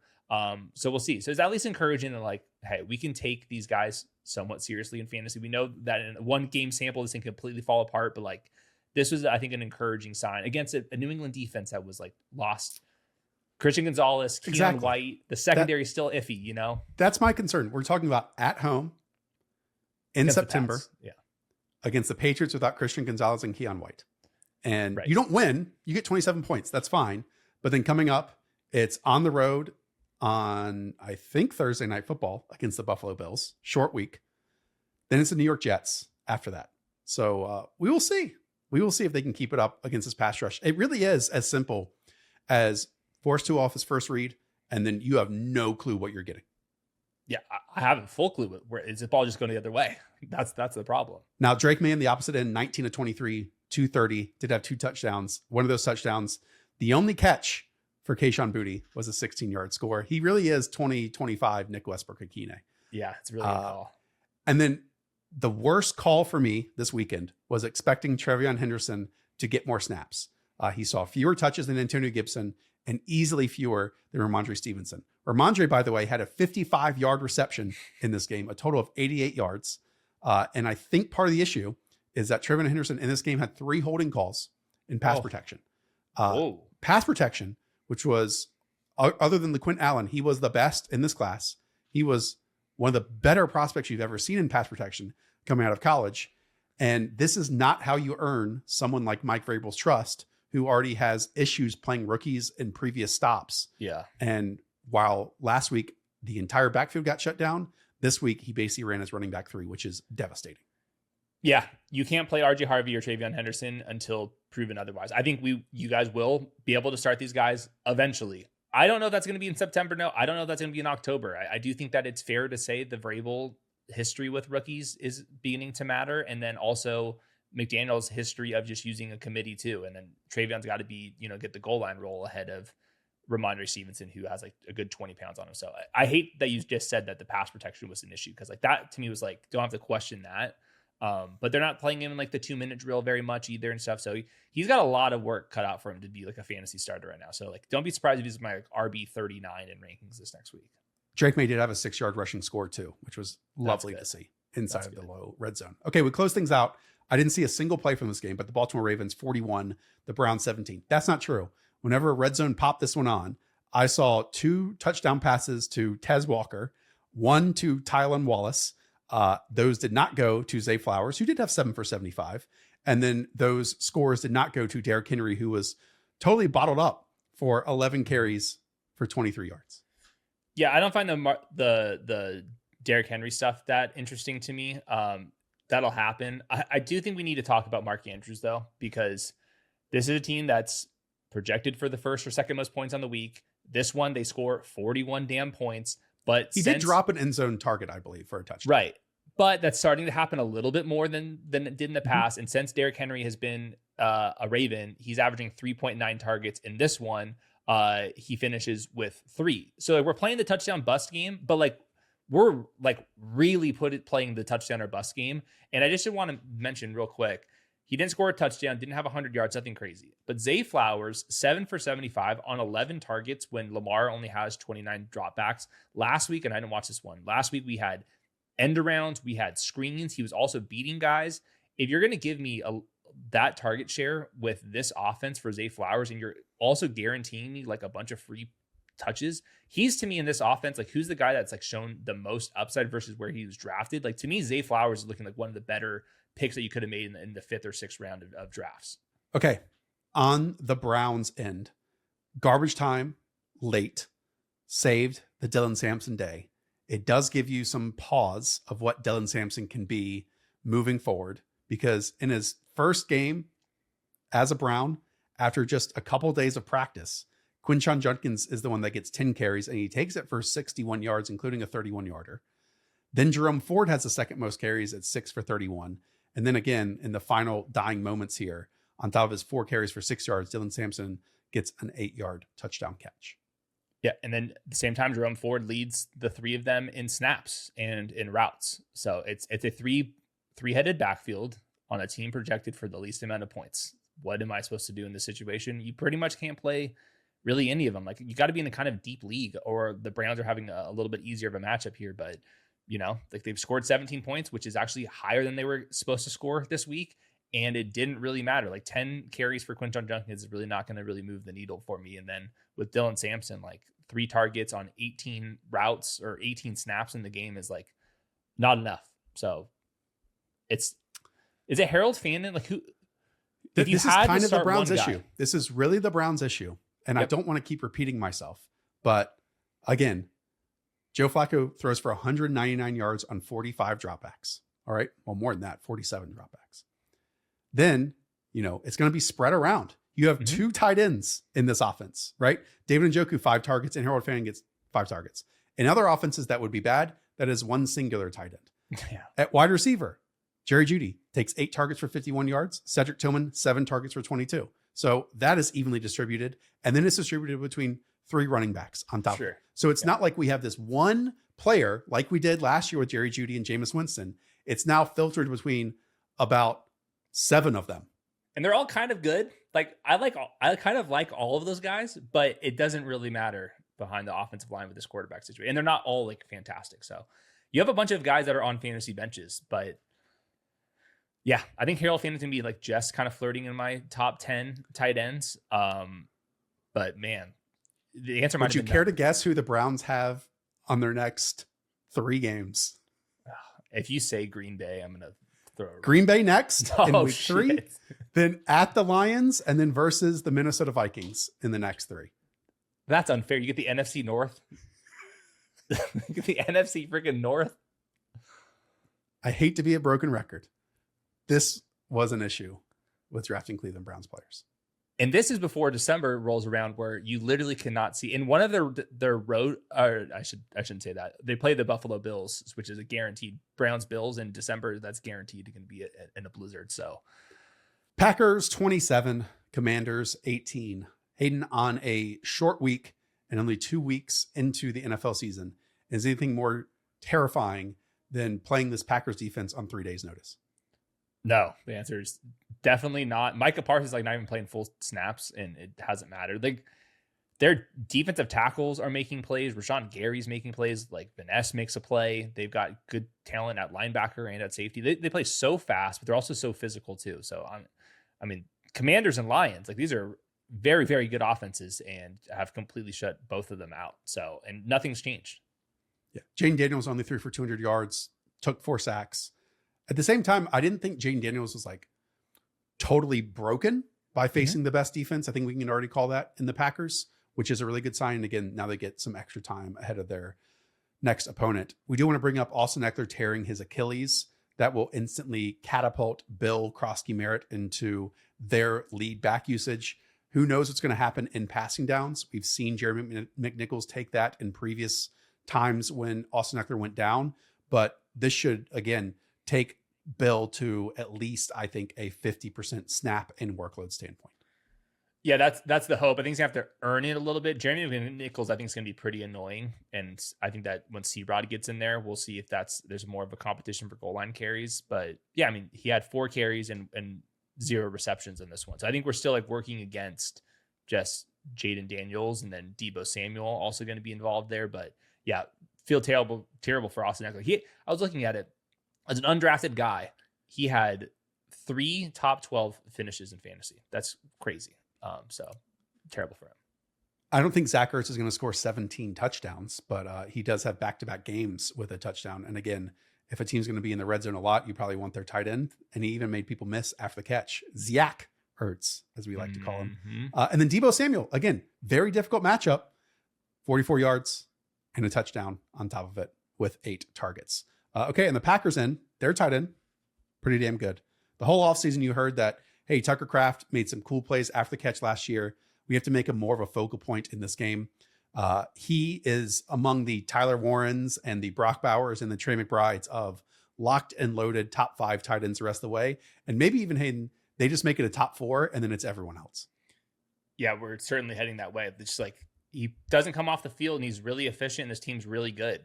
Like, I don't know what you can, and he's a really good blocker too. Like, he's a light version of what George Kittle is for a very similar offense. So adjust. He's going to be a monster. You know, he's running away from everybody on the yards after the catch stuff, and he's been a menace in the red zone too. So we'll bring this up on Stats versus Film after we go through the routes for Matthew Golden. He was it's one of those of if, ands, or buts. Some underthrown passes, some overthrown passes, some ones that he couldn't win on contact, some other routes that he was open and didn't get the football. But the overarching point is, and I made this prior to the season thinking that, hey, we've seen a wide receiver rotation in the past for Matt LaFleur. You spend a first round pick And me thinking and believing that the conclusion then was, well, then he's going to have this guy out there all the time and everyone else is going to rotate. That has not been the case. Matt LaFleur still wants to rotate his guys over and over again. Spinning this forward, though, Jane Reed going out with a collarbone for 6 to 8 weeks, something like that. Yeah. If we get a guy in motion, manufactured, even more slot opportunities, then at the very least, this should elevate Matthew Golden into more than 50% of snaps.